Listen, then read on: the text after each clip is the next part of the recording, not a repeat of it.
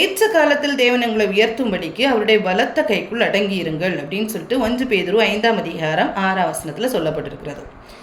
ஏற்ற காலத்தில் தேவன் உங்களை உயர்த்தும்படிக்கு அவருடைய பலத்த கைக்குள் அடங்கியிருங்கள். இதில் இங்கிலீஷில் என்ன சொல்லியிருக்குன்னா, humble yourselves therefore under the mighty hand of God that he may exalt you in due time. இப்போ humble yourself, கர்த்தருக்கு முன்பாக தாழ்மைப்பட்டு உட்காருங்க, கர்த்தருக்குள்ளால தாழ்மைப்பட்டு இருக்கணும் அப்படின்னு சொல்லிட்டு சொல்லப்பட்டிருக்கிறது. அதான் யாக்கோபு 4ஆம் அதிகாரம் 10ஆம் வசனத்தில் சொல்லியிருக்கோம், கர்த்தருக்கு முன்பாக தாழ்மைப்படுங்கள், அப்பொழுது அவர் உங்களை உயர்த்துவார்.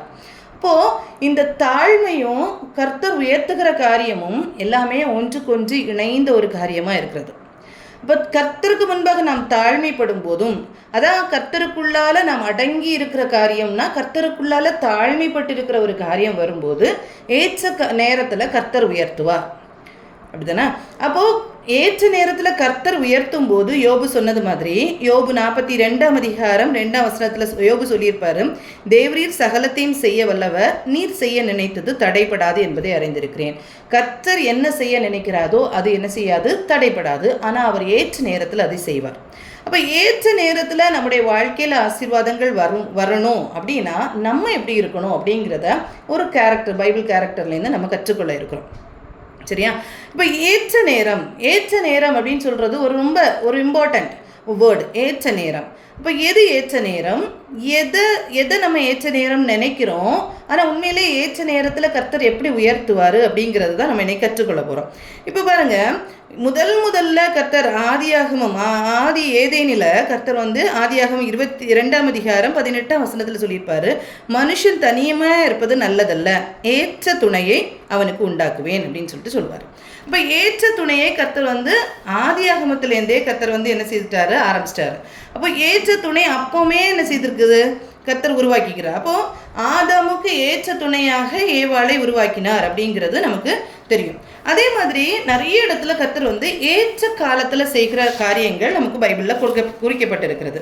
லேவியராகமம் 26ஆம் அதிகாரம் 4ஆம் வசனத்தில் சொல்லியிருக்கோம், ஏற்ற காலத்தில் உங்களுக்கு மழை பெய்ய பண்ணுவேன். அப்போ மழை பெய்ய பண்ணுவேன் அப்படின்னு சொல்லும்போது ஒரு ஆசீர்வாதத்தை கொடுப்பேன் அப்படின்னு சொல்கிறாரு. உபாகமம் 28ஆம் அதிகாரம் 12ஆம் வசனத்தில் சொல்லியிருக்கோம், ஏற்ற காலத்தில் உன் தேசத்திலே மழை பெய்யும், நீ கையிட்டு செய்யும் வேலைகள் எல்லாம் ஆசீர்வதிக்கவும், கர்த்தர் உனக்கு தமது நல்ல பொக்கிஷசாலையாகிய வானத்தை திறப்பார், நீ அநேகம் ஜாதிகளுக்கு கடன் கொடுப்பாய், நீயோ கடன் வாங்காதிருப்பாய். ஸோ இந்த காரியத்தையும் கர்த்தர் ஆசீர்வதிக்கும் போது ஒரு ஏற்ற காலத்தில் செய்வார் அப்படின்னு சொல்லியிருக்கோம். அதே மாதிரி கர்த்தர் தாவீதை தெரிந்து கொள்ளும் போதும் கர்த்தர் சொல்லுவார், 1 சாமுவேல் 13ஆம் அதிகாரம் 14ஆம் வசனத்தில், கர்த்தர் தம்முடைய இருதயத்திற்கு ஏற்ற ஒரு மனுஷனை தமக்கு தேடி அவனை கர்த்தர் தம்முடைய ஜனங்களுக்கு மேல் தலைவனாக இருக்க கட்டளையிடுவார். இப்போ கர்த்தருடைய இருதயத்திற்கு ஏற்ற ஒரு மனுஷனை கர்த்தர் தெரிந்தெடுத்தார் அப்படின்னு சொல்லிட்டு சொல்லப்பட்டிருக்கோம்.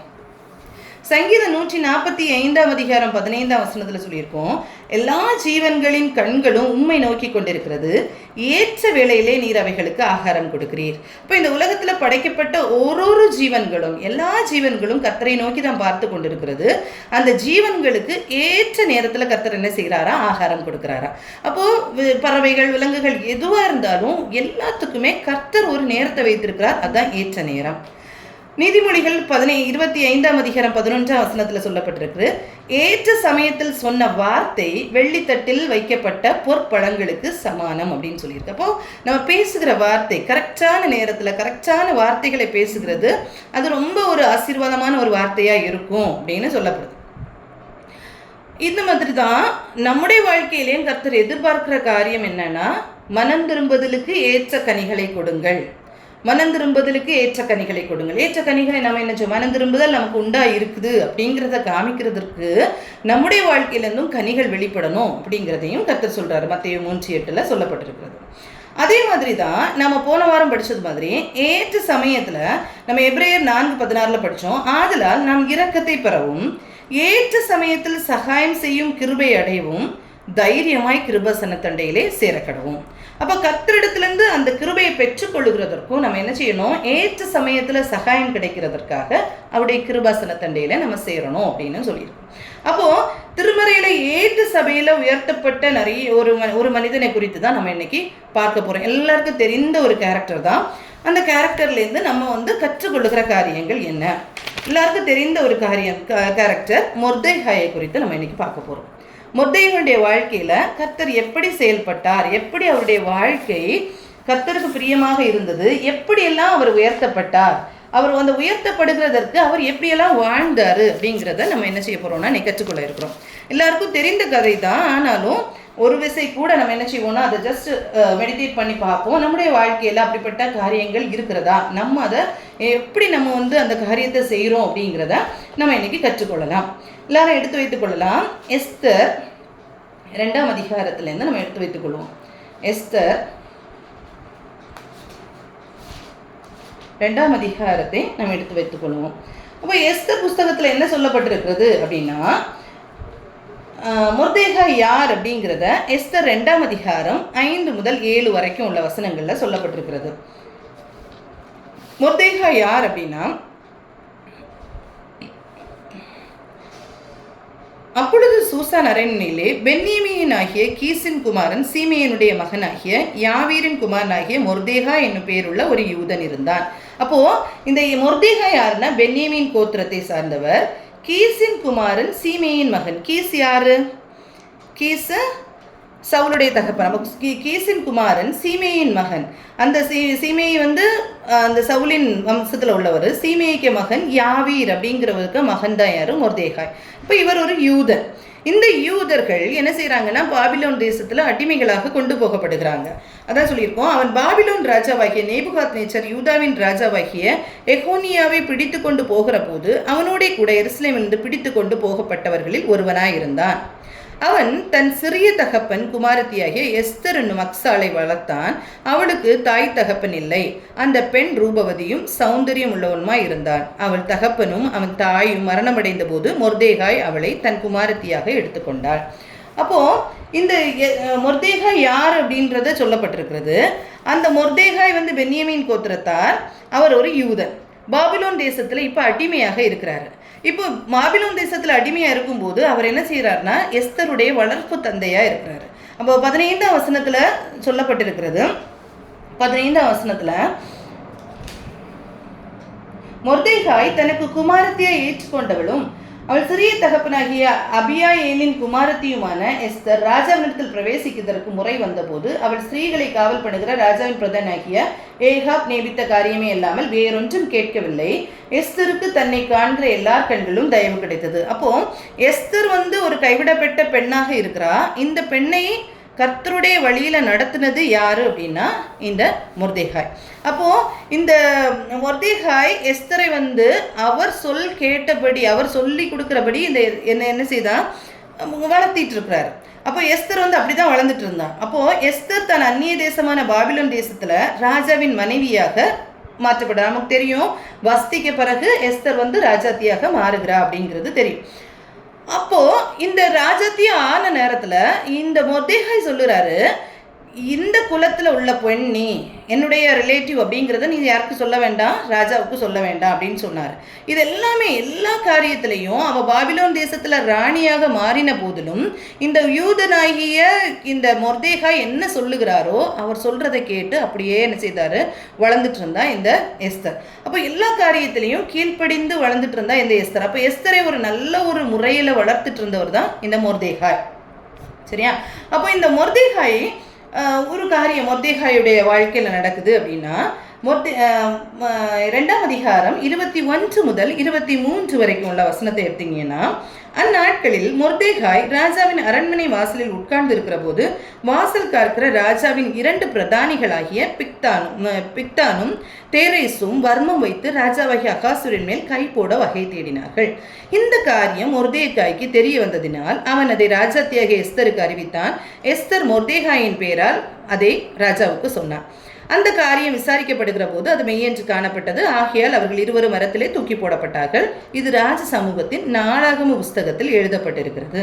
ஸோ இந்த பேசேஜில் நம்ம பார்க்கறது என்ன அப்படின்னா, மொர்தெகாய் என்ன செய்யறாருன்னா அரண்மனை வாசலில் உட்கார்ந்துருக்கிறார். அவருக்கு எங்கன்னா நீங்க எங்க பார்த்தாலும் அவர் அந்த அரண்மனை அந்த கோட்டையாடில் அவர் உட்கார்ந்துருப்பார்.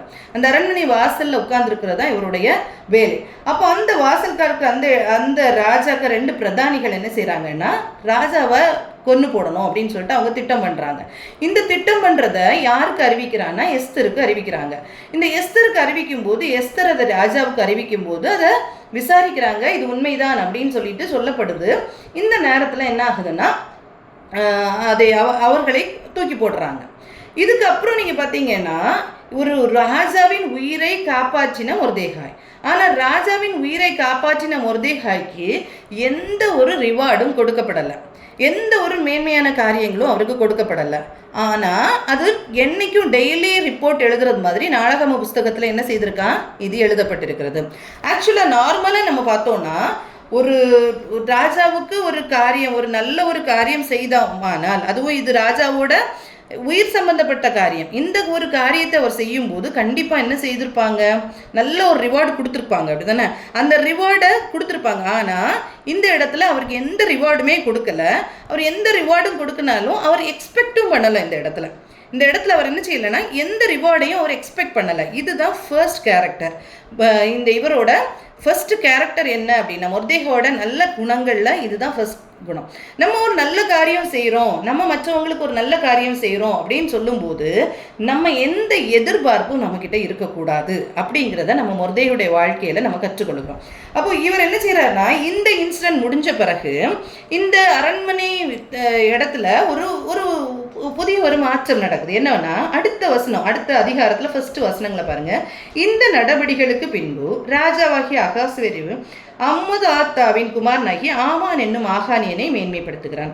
ஆக்சுவலாக நீங்கள் பார்த்தீங்கன்னா இந்த காரியம் நடக்கும்போது யாரை மேன்மைப்படுத்த வேண்டிய ஒரு சூழ்நிலையில் இருக்கிறாங்கன்னா மொர்தெகாயை மேன்மைப்படுத்தி இருக்கலாம். ஏன்னா ராஜாவின் உயிரை காப்பாற்றி இருக்கிறாரு. அப்போ இந்த ராஜாவுக்கு உயிரை காப்பாற்றின பிறகும் இந்த மொர்தெகாயுடைய செயல் அப்படியே மறக்கப்பட்டு போகுது ராஜாவுக்கு. அப்படியே மறக்கப்பட்டு போன நேரத்தில் இவர் என்ன செய்கிறாருன்னா, ஆமான்னு ஒருத்தனை என்ன செய்கிறாரு, இந்த அரண்மனையில் மேன்மைப்படுத்தி தன்னிடத்தில் இருந்த சகல பிரபுக்களுக்கு மேலாக அவனுக்கு ஆசனத்தை உயர்த்தி வைத்தான். வத்திட்டு என்ன சொல்கிறாங்க, இந்த ஆமானை எல்லாரும் என்ன செய்வாங்கன்னா வணங்குவாங்க. எல்லாரும் ஆமானை வணங்குவாங்க. ஆனால் இது ராஜ கட்டளையாக இருந்தது. ஆனால் மொர்தெகாய் என்ன செய்ய மாட்டார்னா, அவரை வணங்க மாட்டார், நமஸ்கரிக்கவும் மாட்டார். நீ வசனங்களை பார்த்தீங்கன்னா 2வது வசனம், ஆகையால் ராஜாவின் அரண்மனை வாசல் இருக்கிற ராஜாவின் ஊழியக்காரர் எல்லாரும் ஆமானை வணங்கி நமஸ்கரித்து வந்தார்கள். அவனுக்கு இப்படி செய்ய வேண்டும் என்று ராஜா கட்டளையிட்டிருந்தார். ஆனாலும் மொர்தெகாய் அவனை வணங்கவும் இல்லை, நமஸ்கரிக்கவும் இல்லை. சரியா? இதை பார்த்த உடனே அந்த அரண்மனை வாசல் இருக்கிற ராஜாவின் ஊழியக்காரர்கள், நீ ஏன் ராஜாவின் கட்டளை மீறுகிறாய் அப்படின்னு சொல்லிட்டு கேட்கிறாரு. இப்படி அவர்கள் நாளுக்கு நாள் அவனுடனே சொல்லியும் அவன் தங்களுக்கு செவி கொடுக்காதே போன போது நான் யூதன் என்று அவன் அவர்களுக்கு அறிவித்திருந்தபடியால் மொர்தெகாயின் சொற்கள் நிலைநிற்குமோ என்று பார்க்கிறதற்கு அதை ஆமானுக்கு அறிவித்தார்கள். அப்போ அவன் சொல்கிறான், நான் யூதன். அப்போ யூதர்களுக்கு ஒரு காரியம் என்னன்னா, யெகோவா தேவனை மாத்திரம்தான் வணங்குவாங்களே தவிர வேற யாரையுமே அவங்க என்ன செய்ய மாட்டாங்க, வணங்க மாட்டாங்க. அப்போ அந்த ஒரு உறுதியான கொள்கையை யார் வைத்திருந்தார்னா, இந்த மொர்தெகாய் வைத்திருந்தார். நான் ஒரு யூதன், நான் யாரையும் வணங்க மாட்டேன் அப்படின்றது. இது ஒரு நல்ல ஒரு கேரக்டர். நாம் கர்த்தருடைய பிள்ளைகளாக இருக்கிறோம் அப்படின்னு சொன்னால் நாம் மனுஷனை நம்பி எந்த ஒரு காரியத்துக்கும் போகக்கூடாது அப்படிங்கிறதற்கு ஒரு நல்ல ஒரு எடுத்துக்காட்டாக இருந்தவர் தான் இந்த மொர்தெகாய். சரியா? இவர் ஒரு அடிமை. ஆக்சுவலாக இவர் ஒரு அடிமை. இந்த அடிமையாக இருந்த மொர்தெகாய்க்கும் அவர் ஒரு தீர்மானம் வைத்திருந்தார், நான் என்ன ஆனாலும் யெகோவா தேவனை தவிர வேற யாரையும் வணங்க மாட்டேன், நமஸ்கரிக்க மாட்டேன் அப்படின்னு சொல்லிட்டு ஒரு தீர்மானம் வைத்துக்கிறாங்க. இந்த தீர்மானம் வைத்து கொண்டதுனால அவருக்கு வாழ்க்கையில் பிரச்சனைக்கு மேலே பிரச்சனை வருது. இந்த தீர்மானம் தான் அவர் வைத்துக் கொள்கிறாரு.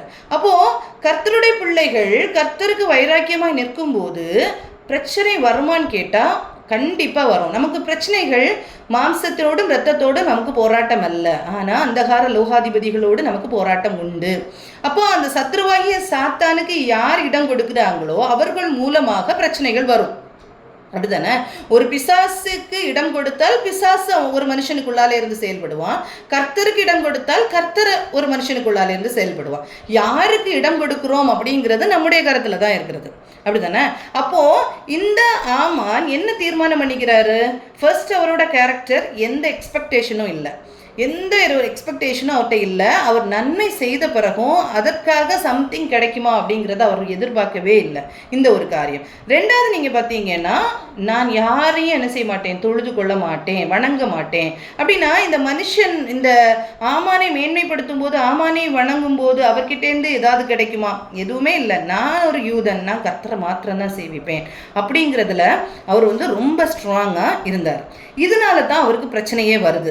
இந்த ஒரு காரியத்தினால தான் இந்த மொர்தெகாய்க்கு பிரச்சனைக்கு மேல் பிரச்சனை வருது. நீங்கள் அடுத்தது பார்த்தீங்கன்னா, இப்படி இதுலேயும் அவங்க என்ன சொல்கிறாங்க, நான் ஒரு யூதன் அப்படின்னு சொன்னோடனே இந்த காரியம் நிலை நிற்குமோ, இந்த வார்த்தையை ஞாபகம் வச்சுக்கோங்க, இந்த வார்த்தை நிலை நிற்குமோ அப்படின்னு பார்க்கறதற்காக யார்கிட்ட போய் சொல்கிறாங்க, ஆமானுக்கு அதை சொல்கிறாங்க. இந்த ஆமான் மொர்தெகாய் தன்னை வணங்கி நமஸ்கரியாததை கண்டபோது மூர்க்கம் நிறைந்தவனானான். கோபம், அவ்வளோ கோபம் வருது. அப்போது இந்த கோபம் இவருக்குள்ளால எப்படி வருது, எந்த அளவுக்கு வருது அப்படின்னா, அடுத்த வசனம் பாருங்க. ஆனாலும் மொர்தெகாய் தன்னை வணங்கி நமஸ்கரிக்காததை கண்டபோது, 5th verse, மூர்க்கம் நிறைந்தவனானான். ஆனாலும் மொர்தெகாயின் மேல் மாத்திரம் கை போடுவது அவனுக்கு அற்ப காரியமாய் கண்டது. இப்போ மொர்தெகாயை மாத்திரம் கொல்றது ஒரு பெரிய காரியம் இல்லை அப்படின்னு சொல்லிட்டு என்ன சொல்றான்னா, மொர்தெகாயின் ஜனங்கள் இன்னார் என்று ஆமானுக்கு அறிவிக்கப்பட்டிருந்தபடியால் அகாஸ்வருவின் ராஜ்யம் எங்கும் இருக்கிற மொர்தெகாயின் ஜனமாகிய யூதரை எல்லாம் சங்கரிக்க அவன் வகை தேடினான். அப்போ இந்த மொர்தெகாய் அவர் வணங்கலை அப்படின்னு சொல்லிட்டு, மொர்தெகாயை மாத்திரம் நான் கொன்னா பத்தாது, நான் மொர்தெகாவின் ஜாதிகள் ஜனங்கள் எல்லாரையும் நான் அழித்து போட வேண்டும் அப்படிங்கிற ஒரு பயங்கரமான ஒரு மூர்க்கத்தனமான ஒரு கோபம் யாருக்குள்ளால வருது, இந்த ஆமானுக்குள்ளால வருது. சரியா? கர்த்தருடைய பிள்ளைகளுக்கு முன்பாக சத்ரு கண்டிப்பாக எப்படி மூர்க்க வெறி கொள்ளுவான், இப்படி மூர்க்க வரி கொள்வான் கண்டிப்பாக. அப்போ அவன் என்ன செய்யறான்னா, ராஜா கிட்ட போய் ஒரு அழகா ரிப்போர்ட் பண்றான். எப்படி அவன் ரிப்போர்ட் பண்றான்னா, எப்படினாலும் இந்த ஜனங்களை நம்ம கொல்லணும், இந்த ஜாதிகள் முழுவதையும் கொண்டு போடணும் அப்படிங்கிற ஒரு காரியத்தில் இவன் போய் என்ன அழகாக சொல்கிறான்னா, ஒரு டேட்டை ஃபிக்ஸ் பண்ணுறான். இந்த டேட்டில் இந்த யூதர்கள் எல்லாரையும் கொண்டு போடணும். ஏன்னா இந்த யூதர்கள் அடிமைகள் அப்படிங்கிறது அவனுக்கு நல்லா தெரியும். அப்போது இந்த அடிமைகளை ஈஸியாக நினச்சிடலாம், ராஜா கிட்ட பெர்மிஷன் வாங்கி நான் கொன்னுடலாம் அப்படின்னு சொல்லிட்டு அவன் நினைக்கிறான். அப்போ ராஜா கிட்ட ப்ளீஸிங்காக என்ன சொல்கிறான்னா, அழகான ஒரு வார்த்தை சொல்லுவான் 8வது வசனத்தில். அப்பொழுது ஆமான் அகஸ்வேரு ராஜாவை நோக்கி, உம்முடைய ராஜ்யத்தில் சகல நாடுகளிலும் உள்ள ஜனங்களுக்குள்ளே ஒருவித ஜனங்கள் சிதறுண்டு பரம்பி இருக்கிறார்கள். அவர்களுடைய வழக்கங்கள் சகல ஜனங்களுடைய வழக்கங்களுக்கும் விகற்பமாக இருக்கிறது. அவர்கள் ராஜாவின் சட்டங்களை கை கொள்ளுகிறதில்லை. ஆகையால் அவர்களை இப்படி விட்டிருக்கிறது ராஜாவுக்கு நியாயம் அல்ல. இப்போ ராஜாவை ரொம்ப புகழ்த்தி சொன்ன மாதிரி, இப்போ ராஜா கிட்ட போய் உங்க கட்டளைகளை கை கொள்ளாதபடிக்கு இவங்க நடக்கிறாங்களே அப்படின்னு சொன்ன மாதிரி என்ன சொல்றாங்கன்னா, ஒருவித ஜனங்கள் சிதறுண்டு பரம்பி இருக்கிறார்கள், அவருடைய வழக்கங்கள் வித்தியாசமா இருக்கு அப்படின்னு சொல்லிட்டு சொல்லப்படுது. அப்போ இந்த ஒரு காரியம் அந்த யூத ஜனங்களை குறித்த காரியமா இருக்குது இல்லையா? ஏன் இந்த ஜனங்களை குறித்து இப்படி சொல்றாங்க? இந்த ஜனங்கள் எப்படி இருக்கிறாங்கன்னா கொஞ்சம் வித்தியாசமா இருக்கிறாங்க. நான் ஒன்று கேட்குறேன், இன்னைக்கு கிறிஸ்தவர்களாகிய நாம் பிரித்தெடுக்கப்பட்ட பிள்ளைகள் அப்படின்னு கர்த்தருடைய பிள்ளைகளாக இருக்கிறோமே, நம்மளை குறித்து யாராவது சொல்ல முடியுமா?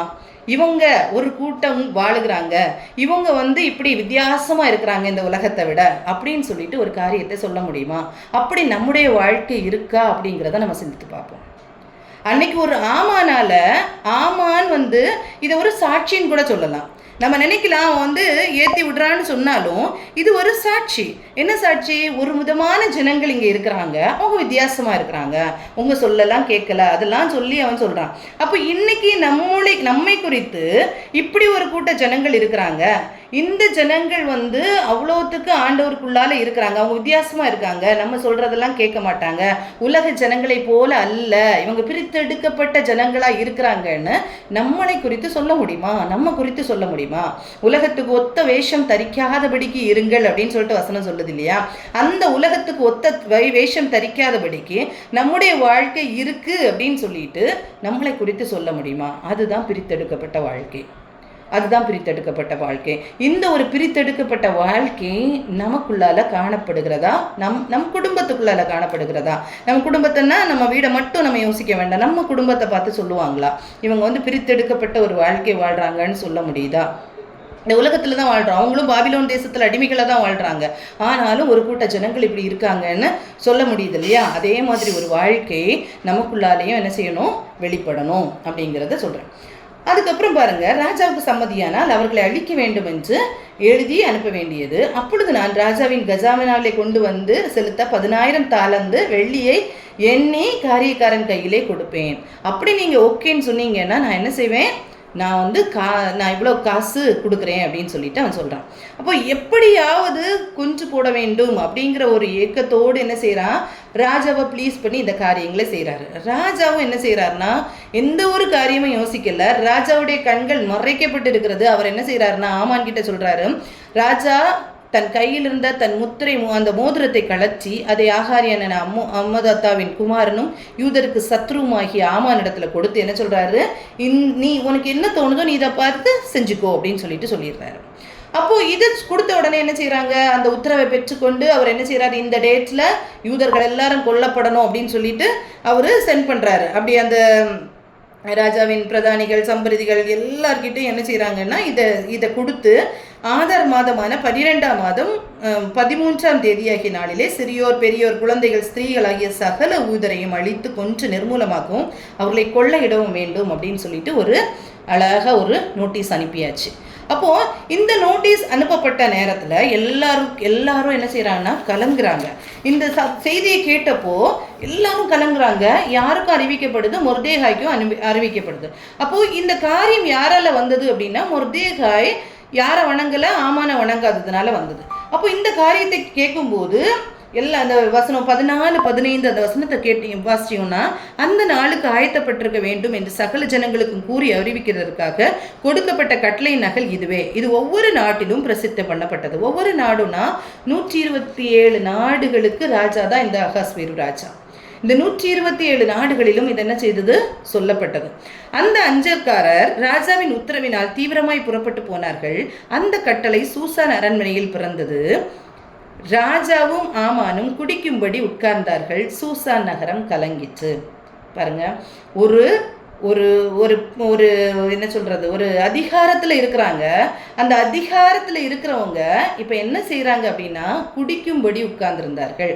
அப்போ ஒரு நல்ல ஒரு அரசாட்சி அந்த இடத்துல இல்லை. சூசான் நகரம் கலங்கிற்று அப்படின்னு சொல்லப்பட்டிருக்கிறது.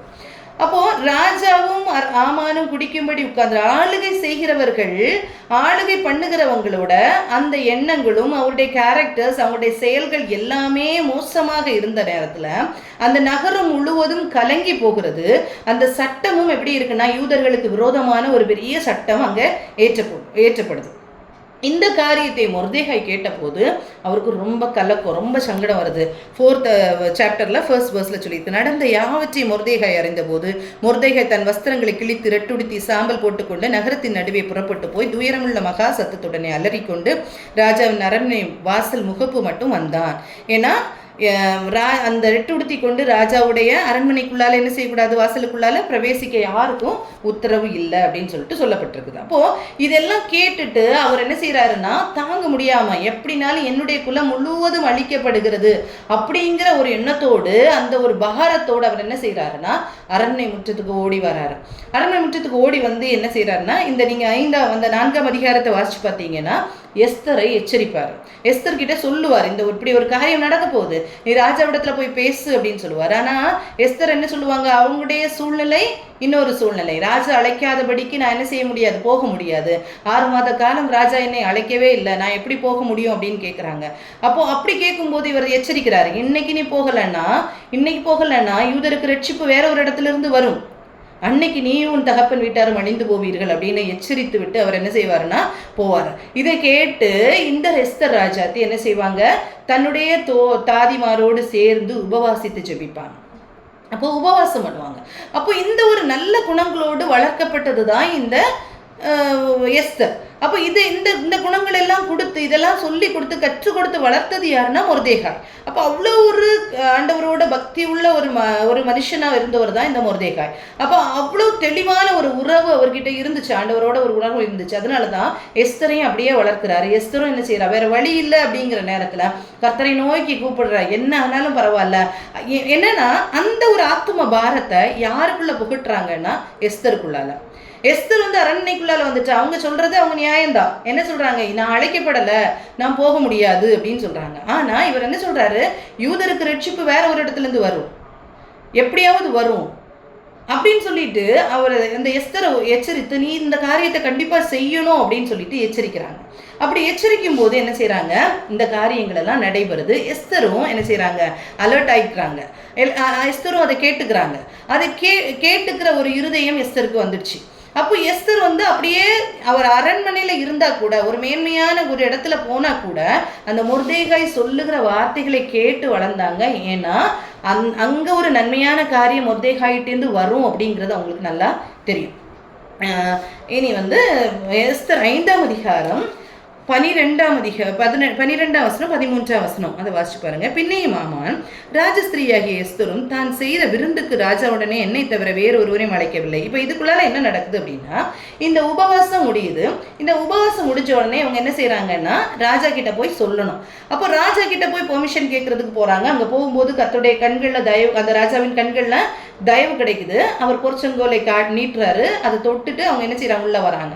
அப்போ இந்த ராஜாத்தி என்ன செய்யறாங்க, அப்படியே ராஜாவை வந்து நான் ஒரு விருந்து பண்றேன், அந்த விருந்துக்கு நீங்க வரணும், ஆமானும் வரணும் அப்படின்னு சொல்லிட்டு கூப்பிடுறாங்க. இந்த ஆமானும் விருந்துக்கு அழைக்கப்பட்ட காரியத்தை கேட்ட உடனே ஆமானுக்கு ரொம்ப சந்தோஷம்.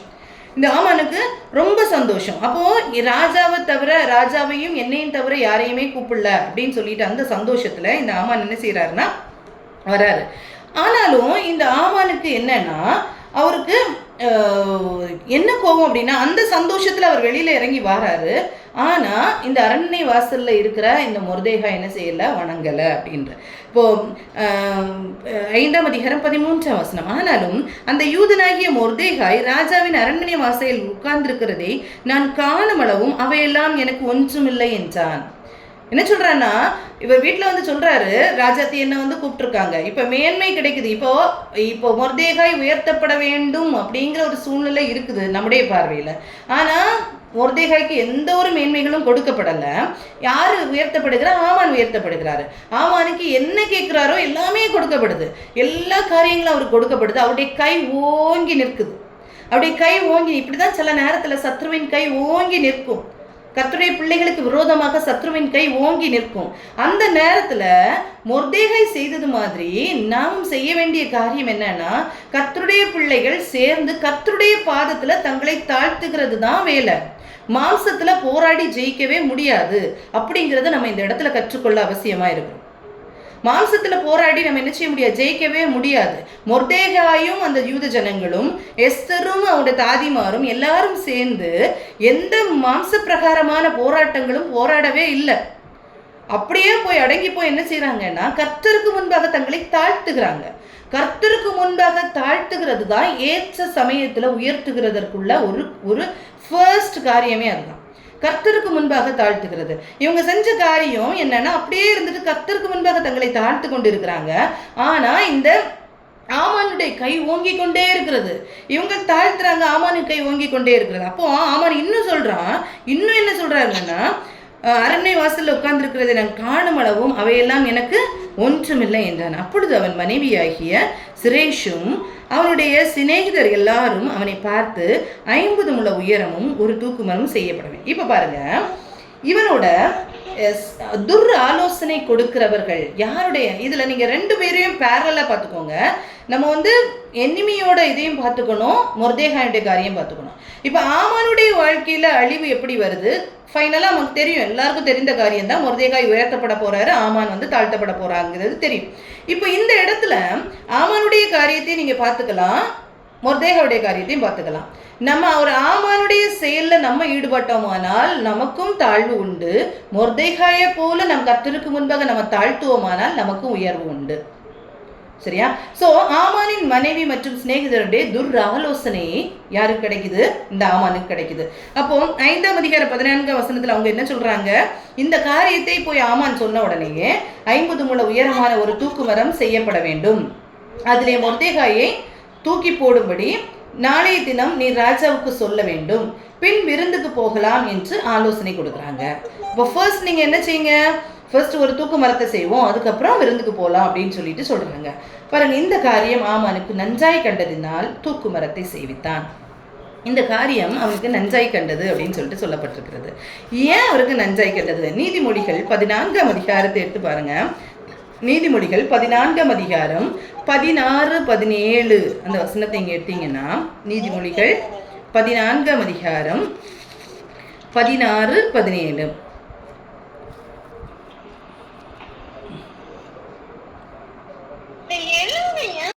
நீதிமொழிகள் 14ஆம் அதிகாரம் 16, 17 இந்த வசனத்தை பார்த்தீங்களா? ஞானம் உள்ளவன் பயந்து தீமைக்கு விலகுகிறான், மதியினனோ மூர்க்கம் கொண்டு துணிகரமாய் இருக்கிறான். அப்போ ஞானம் உள்ளவன் என்ன செய்யறான்? பயந்து தீமைக்கு விலகுகிறான், மதியினனோ மூர்க்கம் கொண்டு துணிகரமாய் இருக்கிறான். முற்கோபி மதிக்கேட்டை செய்கிறான், துர்சிந்தனைக்காரன் வெறுக்கப்படுவான். அப்போ இந்த ஆமானுடைய மூர்க்கம் ஜாஸ்தியா இருக்கு இல்லையா? இந்த துர் ஆலோசனையும் அவருக்குள்ளால இருக்கு. இந்த மாதிரி காரியங்கள் எல்லாம் இருக்கும்போது அவருடைய சிந்தனை ஃபுல்லா எப்படி இருக்குன்னா, அந்த இன்னும் அவருக்கு அந்த உக்கிர கோபம் ஜாஸ்தி ஆயிட்டே இருக்கு. எப்படி இந்த குலத்தை அழித்து போடலாம், எப்படி இந்த மொர்தேகாயை அழித்து போடலாம் அப்படின்னு சொல்லிட்டு ரொம்ப என்ன செய்யுதுன்னா அவருக்கு வருது. இப்போ இதுக்கப்புறம் நடந்த இன்சிடென்ட்ஸ் எல்லாம் எல்லாருக்கும் தெரியும், அப்படி தானே? அப்போ இதுக்கப்புறம் என்ன நடக்குது?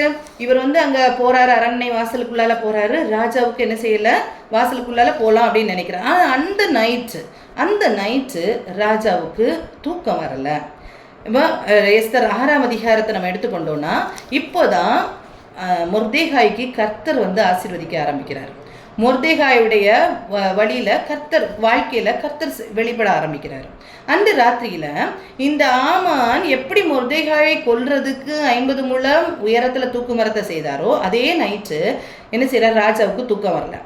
ராஜா தூக்கம் வராததுனால ராஜா என்ன பண்றாங்க, ஒரு அந்த நடபடி புஸ்தகங்களை எடுத்துட்டு வா அப்படின்னு சொல்லிட்டு சொல்லி வாசிக்க சொல்றாங்க. இந்த வாசிக்க சொல்லும்போது என்ன வாசிக்கப்படுது? வாசற்படியில் காத்து கொண்டிருந்த 2 பேர் என்ன செய்தாங்க? ராஜா மேல கை போட ஆரம்பிச்சாங்க. ஆனா என்ன செய்யல, அவங்களுக்கு ஒன்றுமே செய்யப்படவில்லை அப்படின்னு சொல்லிட்டு சொல்லப்படுது. பாருங்க 2வது வசனம். அப்பொழுது 6வது அதிகாரம் 2வது வசனம். அப்பொழுது வாசற்காவலான ராஜாவின் 2 பிரதானிகளாகிய பிக்தானும் தேரேசும் ராஜாவாகிய அகாஸ்வேரின் மேல் கை போட பார்த்து செய்தியை மொர்தேகாய் அறிவித்தான் என்று எழுதியிருக்கிறது வாசிக்கப்பட்டது. அப்பொழுது ராஜா, இதற்காக மொர்தேகாய்க்கு கனமும் மேன்மையும் செய்யப்பட்டதா என்று கேட்டார். அதற்கு ராஜாவை சேவிக்கிற ஊழியக்காரன், அவனுக்கு ஒன்றும் செய்யப்படவில்லை என்று சொன்னார்கள். அப்போ என்ன சொல்றாங்க? அவருக்கு ஒன்றுமே செய்யப்படலை அப்படின்னு சொல்லிட்டு சொல்றாங்க. அப்போ இப்படி என்ன செய்யறன்னா, அந்த நேரத்தில் ஆப்டான நேரத்தில் ராஜாவே என்ன செய்யறாரு? ராஜாவே கேட்குறாங்க, இவருக்கு என்ன செய்யப்பட்டது அப்படின்னு. இது யார் இந்த உணர்வை கொடுத்தது? கர்த்தர், அப்படிதானே? அப்போ இந்த நேரத்தில் அவர் சொல்றாரு, இப்போ இந்த நேரத்தில் அவருக்கு எந்த ரிவார்டும் கொடுக்கல அப்படின்னு சொல்லும்போது, அப்படி பார்க்கும்போது ஆமான் கரெக்டாக இங்கே வராரு, இங்கே முற்றத்தில் வராரு. இப்போ யார் வந்திருக்கிறா அப்படின்னு கேட்கும்போது ஆமான் வராரு. அப்போ ஆமான் கிட்ட கேட்குறாரு, ராஜா உயர்த்தணும் அப்படின்னு நினைக்கிற ஒரு ஆளுக்கு என்ன செய்யணும் அப்படின்னு சொல்லிட்டு ஆமான் கிட்ட ஆலோசனை கேட்குறாரு. அப்போ ஆமான் நினைக்கிறாரு, இப்போ யாருடைய கை ஓங்கி இருக்கு? ஆமானுடைய கை ஓங்கி இருக்கிறது. அப்போ அவன் நினைக்கிறான், என்ன அஞ்சு வேற யாரை இவர் மேன்மைப்படுத்த போறாரு அப்படின்னு நினைச்சு மனசுல நினைச்சிட்டு 7வது வசனத்தை பாருங்க. ராஜாவை பார்த்து சொல்றாரு, ராஜா கனம் பண்ண விரும்புகிற மனுஷனுக்கு செய்ய வேண்டியது என்னவென்றால், ராஜா உடுத்தி கொள்ளுகிற ராஜ வஸ்திரமும் ராஜா ஏறுகிற குதிரையும் அவன் சிரசிலே தரிக்கப்படும் ராஜமுடியும் கொண்டு வரப்பட வேண்டும். அந்த வஸ்திரமும் குதிரையும் ராஜாவுடைய பிரதான பிரபுக்களில் ஒருவனுடைய கையிலே கொடுக்கப்பட வேண்டும். ராஜா கனம் பண்ண விரும்புகிற மனுஷனை அலங்கரித்த பின்பு அவனை குதிரையின் மேல் ஏற்றி நகர வீதியில் உலாவும்படி செய்து, ராஜா கனம் பண்ண விரும்புகிற மனுஷனுக்கு இப்படியே செய்யப்படும் என்று அவனுக்கு முன்பாக கூறப்பட வேண்டும் என்றார். அப்பொழுது ராஜா ஆமானை நோக்கி என்ன சொல்றாரு? சீக்கிரமாய் நீ சொன்னபடி வஸ்திரத்தையும் குதிரையையும் கொண்டு போய் ராஜ அரண்மனையின் வாசலில் உட்கார்ந்திருக்கிற யூதனாகிய மொர்தேகாய்க்கு அந்த பிரகாரம் செய். நீ சொன்ன எல்லாவற்றிலும் ஒன்றும் தவறாதபடி பார் என்றார். எவ்வளோ பாருங்க, யாருக்கு தூக்கு மரத்தை செய்யணும்னு நினைச்சிட்டு செஞ்சுட்டு இங்க ராஜா கிட்ட சொல்லி தூக்கி போடணும்னு நினைச்சிட்டு இருக்கிறாரோ, அவருக்கு இவருடைய கையினால எல்லா மேன்மைகளும் செய்ய சொல்றாரு இல்லையா? நமக்கு எல்லாருக்கும் தெரிந்த ஒரு காரியம் தான் இது. அப்போ கர்த்தர் உயர்த்துகிற நேரம் என்ன அப்படின்னா இதுதான். அப்போ கர்த்தர் உயர்த்துகிற நேரத்துக்காக இந்த மொர்தேகாய் என்ன செஞ்சாரு? எதுவுமே செய்யல. அவர் என்ன செய்யறாரு? அவருடைய கடமையை அவர் செஞ்சுட்டு இருக்கிறாரு. கர்த்தருக்கு முன்பாக தன்னை தாழ்த்தி கொண்டிருக்கிறார். அதுதான் முக்கியம். இங்க இந்த கர்த்தருக்கு முன்பாக தன்னை தாழ்த்தி கொண்டிருக்கும் போது அதுதான் ஏற்ற நேரம். நான் ஒன்று சொல்லுவேன், நம்ம ஒரு காரியத்தை கர்த்தர் நமக்கு ஆசீர்வதிப்பாங்க நம்ம நினைச்சு நம்ம எக்ஸ்பெக்ட் பண்ணி ஒரு காரியத்துக்காக கர்த்தருக்குள்ளால இருக்கிறது வேற. நம்ம எக்ஸ்பெக்ட் பண்ணாமலே கர்த்தர் ஒரு நாள் நம்மளை ஆசீர்வதிக்கும் போது அந்த ஆசீர்வாதம் வேற. நம்ம ஒரு காரியத்துக்காக எக்ஸ்பெக்ட் பண்ணி கர்த்தர் இந்த காரியத்தை இந்த நாள் நமக்கு செய்வாரு, இந்த காரியத்தை எனக்கு செஞ்சு தருவாங்க அப்படின்னு சொல்லிட்டு எக்ஸ்பெக்ட் பண்றது வேற.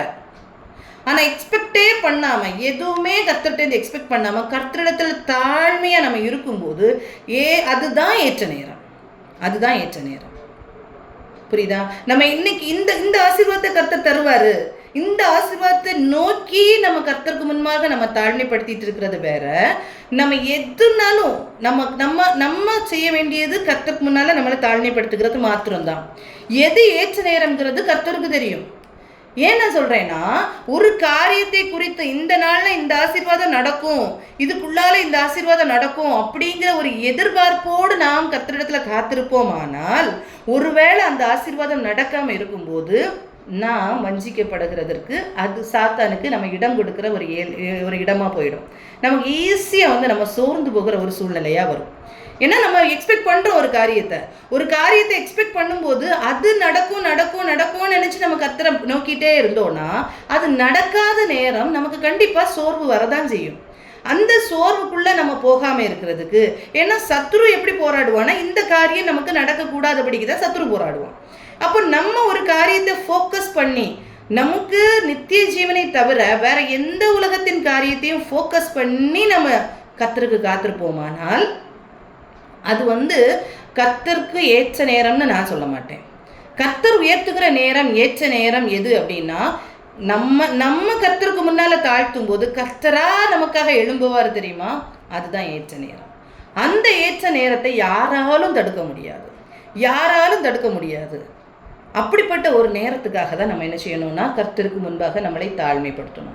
அப்படிப்பட்ட ஒரு நேரத்துக்கு முன்பாக தான் நம்ம கர்த்தரை தாழ்மைப்படுத்தணும். இது நடக்கும், இது இப்படி நடக்கணும், அது அப்படி நடக்கணும், என் வாழ்க்கையில் இது தரணும், இது நடக்கணும், இதனால நான் இப்படி இருக்கிறேன் அப்படின்னு சொல்லும்போது, நமக்கு நடக்காமல் இருக்கும்போது ஆட்டோமேட்டிக்காக என்ன வரும்னா, நான் இவ்வளோ நேரம் இதுக்கு காத்திருக்கிறேனே, ஆண்டவர் பாதத்தில் இந்த காரியத்தை வைத்து நான் ஜெபித்து கொண்டே இருக்கிறேனே, இது நடக்கலையே அப்படின்னு. அதுக்காக நாம் எதுக்கு ஜெபிக்கணும் அப்படின்னா, ஆத்துமாக்களுக்கு ஜெபிக்கலாம், நம்ம குடும்பத்தில் இருக்கிற மக்களுடைய ரட்சிப்புக்காக ஜெபிக்கலாம், அது தவறே கிடையாது. ஆனால் இந்த உலகத்தில் ஒரு காரியம் எனக்கு நடக்கும், இந்த காரியம் இப்படி நடக்கணும் அப்படின்னு சொல்லிட்டு நம்ம கர்த்தரை தேடிக்கொண்டு இருப்போமானால் அதில் டிலேஸ் வர நாம் என்ன செய்வோம்னா வஞ்சிக்கப்பட்டு போவோம், நம்ம சோர்ந்து போவோம். ஆக்சுவலாக இந்த சோர்வு நமக்குள்ளே வராமல் இருக்கணும்னா இந்த மொர்தேகாயை மாதிரி எந்த எக்ஸ்பெக்டேஷனும் இல்லாதபடிக்கு இருக்கணும். நீங்கள் அடுத்து பாருங்கள், இதில் நீங்கள் அடுத்தது நீங்கள் பார்த்தீங்கன்னா தெரியும். அப்பொழுது ராஜா அரண்மனை நோக்கி, சீக்கிரமாக நீ சொன்னபடி வஸ்திரத்தையும் குதிரையில் கொண்டு போய் ராஜ அரண்மனை வாசலில் உட்கார்ந்துருக்கிற யூதனாகிய மொர்தேகாய்க்கு அந்த பிரகாரம் செய், நீ சொன்ன எல்லாவற்றிலும் ஒன்றும் தவறாதபடி பார் அப்படின்னு சொல்லிட்டார். அப்படியே ஆமான் வஸ்திரத்தையும் குதிரையையும் கொண்டு போய் மொர்தேகாயை அலங்கரித்து அவனை குதிரையின் மேல் ஏற்றி நகர வீதியில் உலாவும்படி செய்து, ராஜா கனம் பண்ண விரும்புகிற மனுஷனுக்கு இப்படியே செய்ய வேண்டும் என்று அவனுக்கு முன்பாக கூறினான். அப்போ இதெல்லாம் சொல்லியாச்சு. அடுத்த வசனத்தை பாருங்க. பின்பு மொர்தேகாய் ராஜாவின் அரண்மனை வாசலுக்கு திரும்பி வந்தான். இவ்வளோ மேன்மைகள், ராஜா ஏறுகிற குதிரை, ராஜாவின் வஸ்திரம் எல்லாமே போட்டப்பட்டு அவ்வளோ உயர்த்தப்பட்டாச்சு இந்த மொர்தேகாய். இந்த மொர்தேகாய் உயர்த்தப்பட்ட பிறகும் அவருடைய இருதயத்தை பாருங்க, அவர் எங்கே இருக்கிறார்னா ராஜாவுடைய அரண்மனை வாசல்ல தான் வர்றாரு. அவர் எங்கே அவரை வைக்கப்பட்டிருந்தா, அவருக்கு எங்கே வேலை கொடுத்துருந்ததோ அந்த வேலையில் தான் வர்றாரு. அவருக்கு இருதயம் மேட்டிமை ஆகவே இல்லை. நான் இப்போ இந்த இடத்துல பாருங்க, ஆமான் மொர்தேகாயை எதிர்க்கிறார் அப்படிங்கிறது நல்லா தெரியும். இந்த ஆமான் மொர்தேகாயை எதிர்க்கிறாருங்கிறது நல்லா தெரியும் இந்த மொர்தேகாய்க்கு. ஆனாலும் எந்த ஒரு விஷயத்திலையும் அவர் அலட்டி கொள்ளவே இல்லை. இந்த மேன்மை ஆமானாலே எனக்கு நடந்ததே, ஆமானை வச்சே கர்த்தர் செய்ய வச்சுட்டாரு. யார்கிட்டயாவது சொன்னாரா அந்த மாதிரி? எஸ்தர் கிட்ட இல்லை சொன்னாரா? எதுவுமே இல்லை பாருங்க. ஒரு மேன்மை கூட அவர் நினைக்கவே இல்லை. தனக்கு எந்த இடத்துல வேலை கொடுத்துருந்தோ அந்த இடத்துல உட்கார்ந்துருக்காரு. அதுதான் மேன்மை. நமக்கு கர்த்தரால் வருகிற மேன்மை பார்த்தோன்னே நம்ம என்ன செய்யறோம்னா, பார்த்தீங்களா, ஆண்டவர் எனக்கு இவ்வளோ செஞ்சுட்டாரு, இப்படி செஞ்சுட்டாரு அப்படின்னு சொல்லிட்டு நமக்குள்ளாலேயே நான் மேன்மை பாராட்டுகிறதும், மற்றவங்களுக்கு முன்பாக நமக்கு மற்றவங்கள ஒரு அசட்டையான பார்வையோ அசட்டையான காரியங்களோ இந்த மாதிரி காரியங்கள் நமக்குள்ளால இருக்குமானால் உண்மையான ஆசீர்வாதத்தை நம்ம பெற்றுக்கொள்ள முடியாது தெரியுமா. உண்மையான ஆசீர்வாதத்தை பெற்றுக்கொள்ள முடியாது. யாருடைய கை ஓங்குகிறது? அது கர்த்தருடைய கரத்தில் இருக்கிறது. கர்த்தர் பார்த்துக்கொள்வார். நமக்கு என்ன நிலைமை கொடுத்துருக்கோம், நம்முடைய பார்வையில் கரெக்டாக இருக்கிறோமா? இதில் நம்ம நிறைய தப்பு பண்ணுறது உண்டு. நம்ம ஒரு காரியத்தில் நமக்கு ஒரு மேன்மை கிடைச்சிச்சுன்னா உடனே நினைப்பான், கர்த்தர் நம்ம கூட இருக்கிறார், பார்த்தீங்களா இப்படி செஞ்சுட்டாங்க, இப்படியெல்லாம் அவங்க நம்மளை சொன்னாங்க, இப்படியெல்லாம் செஞ்சாங்க, அவங்களுடைய வாழ்க்கை எப்படி இருந்து இன்னைக்கு கர்த்தர் அதெல்லாம் நமக்கு செய்து காட்டிட்டாரு, இப்படி நம்ம சொல்லுவோம்ல. ஆனால் மொர்தேகாயுடைய வாயிலிருந்து இப்படி ஒரு வார்த்தை வரவே இல்லை. எந்த ஒரு காரியம் வர, எந்த ஒரு மேட்டியுமே அவருக்குள்ளால வரல. பின்பு மொர்தேகாய் ராஜாவின் அரண்மனை வாசலுக்கு திரும்பி வந்தான். அவருக்கு கொடுக்கப்பட்ட வேலைக்கு அவர் வந்துட்டார். ஆமானோ என்றால் சஞ்சலப்பட்டு முக்காடிட்டு கொண்டு தன் வீட்டுக்கு தீவிரித்து போனான். இப்படித்தான் நம்ம சத்ருக்கு சாட்டடி கொடுக்கணுமே தவிர, நாம் அவங்க ஏதோ நம்மளால நமக்கு மேன்மையான காரியம் நமக்கு கிடைக்கும் போது நாம் சந்தோஷப்பட்டு குதூகலிக்கிறது இல்லை. கர்த்தருக்கு நம்ம நன்றி செலுத்துறோம், அது ஓகே. ஆனால் இவன் ஆமான் தன்னை எதிர்க்கிறான் அப்படின்னு தெரிஞ்ச பிறகும், ஆமானால நான் வந்து மேன்மை அடைகிறேன் அப்படின்னு தெரிஞ்ச பிறகும் இந்த மொர்தேகாய்க்கு எந்த சந்தோஷமும் வரல. ஏன் தெரியுமா? இன்னொரு காரியம் என்ன தெரியுமா? இந்த சட்டம் அங்கே ஏற்றப்பட்டாகி விட்டது. இந்த மொர்தேகாய் உயர்த்தப்பட்டாலும் கூட அங்க சட்டம் என்ன இருக்கு? இந்த நாள்ல யூதர்கள் கொலை செய்யப்படுவார்கள் அப்படிங்கிற சட்டம் இருக்கு. அப்போ இவருக்கு இந்த மேன்மை இல்ல முக்கியம், இந்த ஜனங்கள் எல்லாரும் காக்கப்படணும், நான் அந்த குலம் எல்லாம் காக்கப்படணும், இதுதான் முக்கியம். தான் உயர்த்தப்பட்டது போதாது, உண்மையாக இந்த ஜனங்கள் மீட்கப்படணும் அப்படிங்கிறது அவருக்குள்ளால கண்டிப்பா இருந்திருக்கும். தான் மட்டும் உயர்த்தப்பட்டு என்ன பிரயோஜனம்? அந்த சட்டம் அங்கே இருக்கு, அந்த சட்டத்தின்படி என்ன செய்யலாங்க? கொஞ்சம் போடலாம், இந்த நாள்ல கொஞ்சம் போடலாம் அப்படின்னு இருக்கும்போது அவருக்கு அந்த சந்தோஷமோ அந்த ஒரு காரியமே வரல. அப்போ ஒரு காரியம் அவரை இங்கே வராரு, இன்னொரு காரியம் அவருக்குள்ளால என்ன சிந்தனை இருந்திருக்கும்? இந்த சட்டத்தின்படி என்னுடைய ஜனங்கள் ஒரு நாள் அழிக்கப்பட போறாங்க, நானும் அழிக்கப்பட போறேன். அது வரைக்கும் அது நீக்கப்படும் வரைக்கும் நான் என்ன செய்ய முடியாது? சந்தோஷப்பட முடியாது. இந்த உலக மேட்டிமையெல்லாம் எனக்கு என்ன இல்லை, ஒரு வெற்றி கிடையாது அப்படிங்கிறத அவர் என்ன செய்யறாருன்னா ஆழமாக புரிந்து கொள்கிறார். இதே மாதிரி தான் இந்த உலகத்துல நமக்கு கிடைக்கிற வெற்றிகளோ மேன்மைகளோ எதுவுமே என்ன இல்லைன்னா ஒரு பெரிய சந்தோஷத்தை, நிறைவான சந்தோஷத்தை நமக்கு தரப்போறது இல்லை. இதை நம்ம நல்லா புரிந்து கொள்ளணும். அந்த நித்திய வாழ்வுக்கு நேராக நம்முடைய ஆத்மா ரட்சிக்கப்பட்டு, நம்முடைய குடும்பங்கள் எல்லாமே ரட்சிக்கப்பட்டு நம்ம ஆண்டவருக்குள்ளால இருக்கிறோம் அப்படிங்கிற ஒரு சந்தோஷம் நமக்குள்ளால வரும்போது தான் நம்ம என்ன செய்ய முடியும்னா நம்ம உண்மையான சந்தோஷத்துக்குள்ளால போக முடியும். நம்ம போன வாரம் பார்த்தோம்ல, எபிரேயர் 4:1 நம்ம வாக்குத்தத்தம் பண்ணப்பட்டு நமக்கு கிடைத்திருக்கிறது. அந்த வாக்குத்தத்தம் பண்ணப்பட்டது இழந்து போகாதபடிக்கு நம்ம என்ன செய்யணுமா? பயந்திருக்க கடவோம் அப்படின்னு சொல்லிட்டு வசனம் சொல்லுது இல்லையா? எபிரேயர் 4:1 ஆனபடியால் அவருடைய இளைப்பாறுதலில் பிரவேசிப்பதற்கு ஏதுவான வாக்குத்தத்தம் நமக்கு உண்டாயிருக்க உங்களில் ஒருவனும் அதை அடையாமற் பின்வாங்கி போனவனாக காணப்படாதபடிக்கு பயந்திருக்க கடவோம். அப்போ கர்த்தரோடு நம்ம இணைந்து நாம் நித்தியத்துக்கு போகிறது மாத்திரம்தான் நமக்கு என்னது? சந்தோஷம். இந்த உலகத்துல நமக்கு கிடைக்கிற மேன்மைகளோ, இந்த கொஞ்ச நாட்கள்ல நமக்கு கிடைக்கிற காரியங்களோ நம்மளை என்ன செய்யக்கூடாதுன்னா அந்த அந்த நம்முடைய மேட்டிமையான ஒரு சிந்தைக்குள்ளால நம்மளை கொண்டு விடக்கூடாது. அந்த நித்தியமான காரியங்கள் நம்முடைய உள்ளத்துல இருக்கணும். இந்த உலக பிரகாரமான மேட்டிமைகள் மேன்மைகள் எல்லாமே கொஞ்ச நேரம். இந்த ஒரு காரியத்தினால நம்ம மயங்கி போகக்கூடாது, மயங்கி என்ன செய்திடக்கூடாது? போயிடக்கூடாது. நம்ம வீணான ஒரு காரியத்துக்குள்ளால என்ன செய்திடக்கூடாது? போய் நம்மளை தளர்ந்து விட பண்ணிவிட கூடாது. சரியா?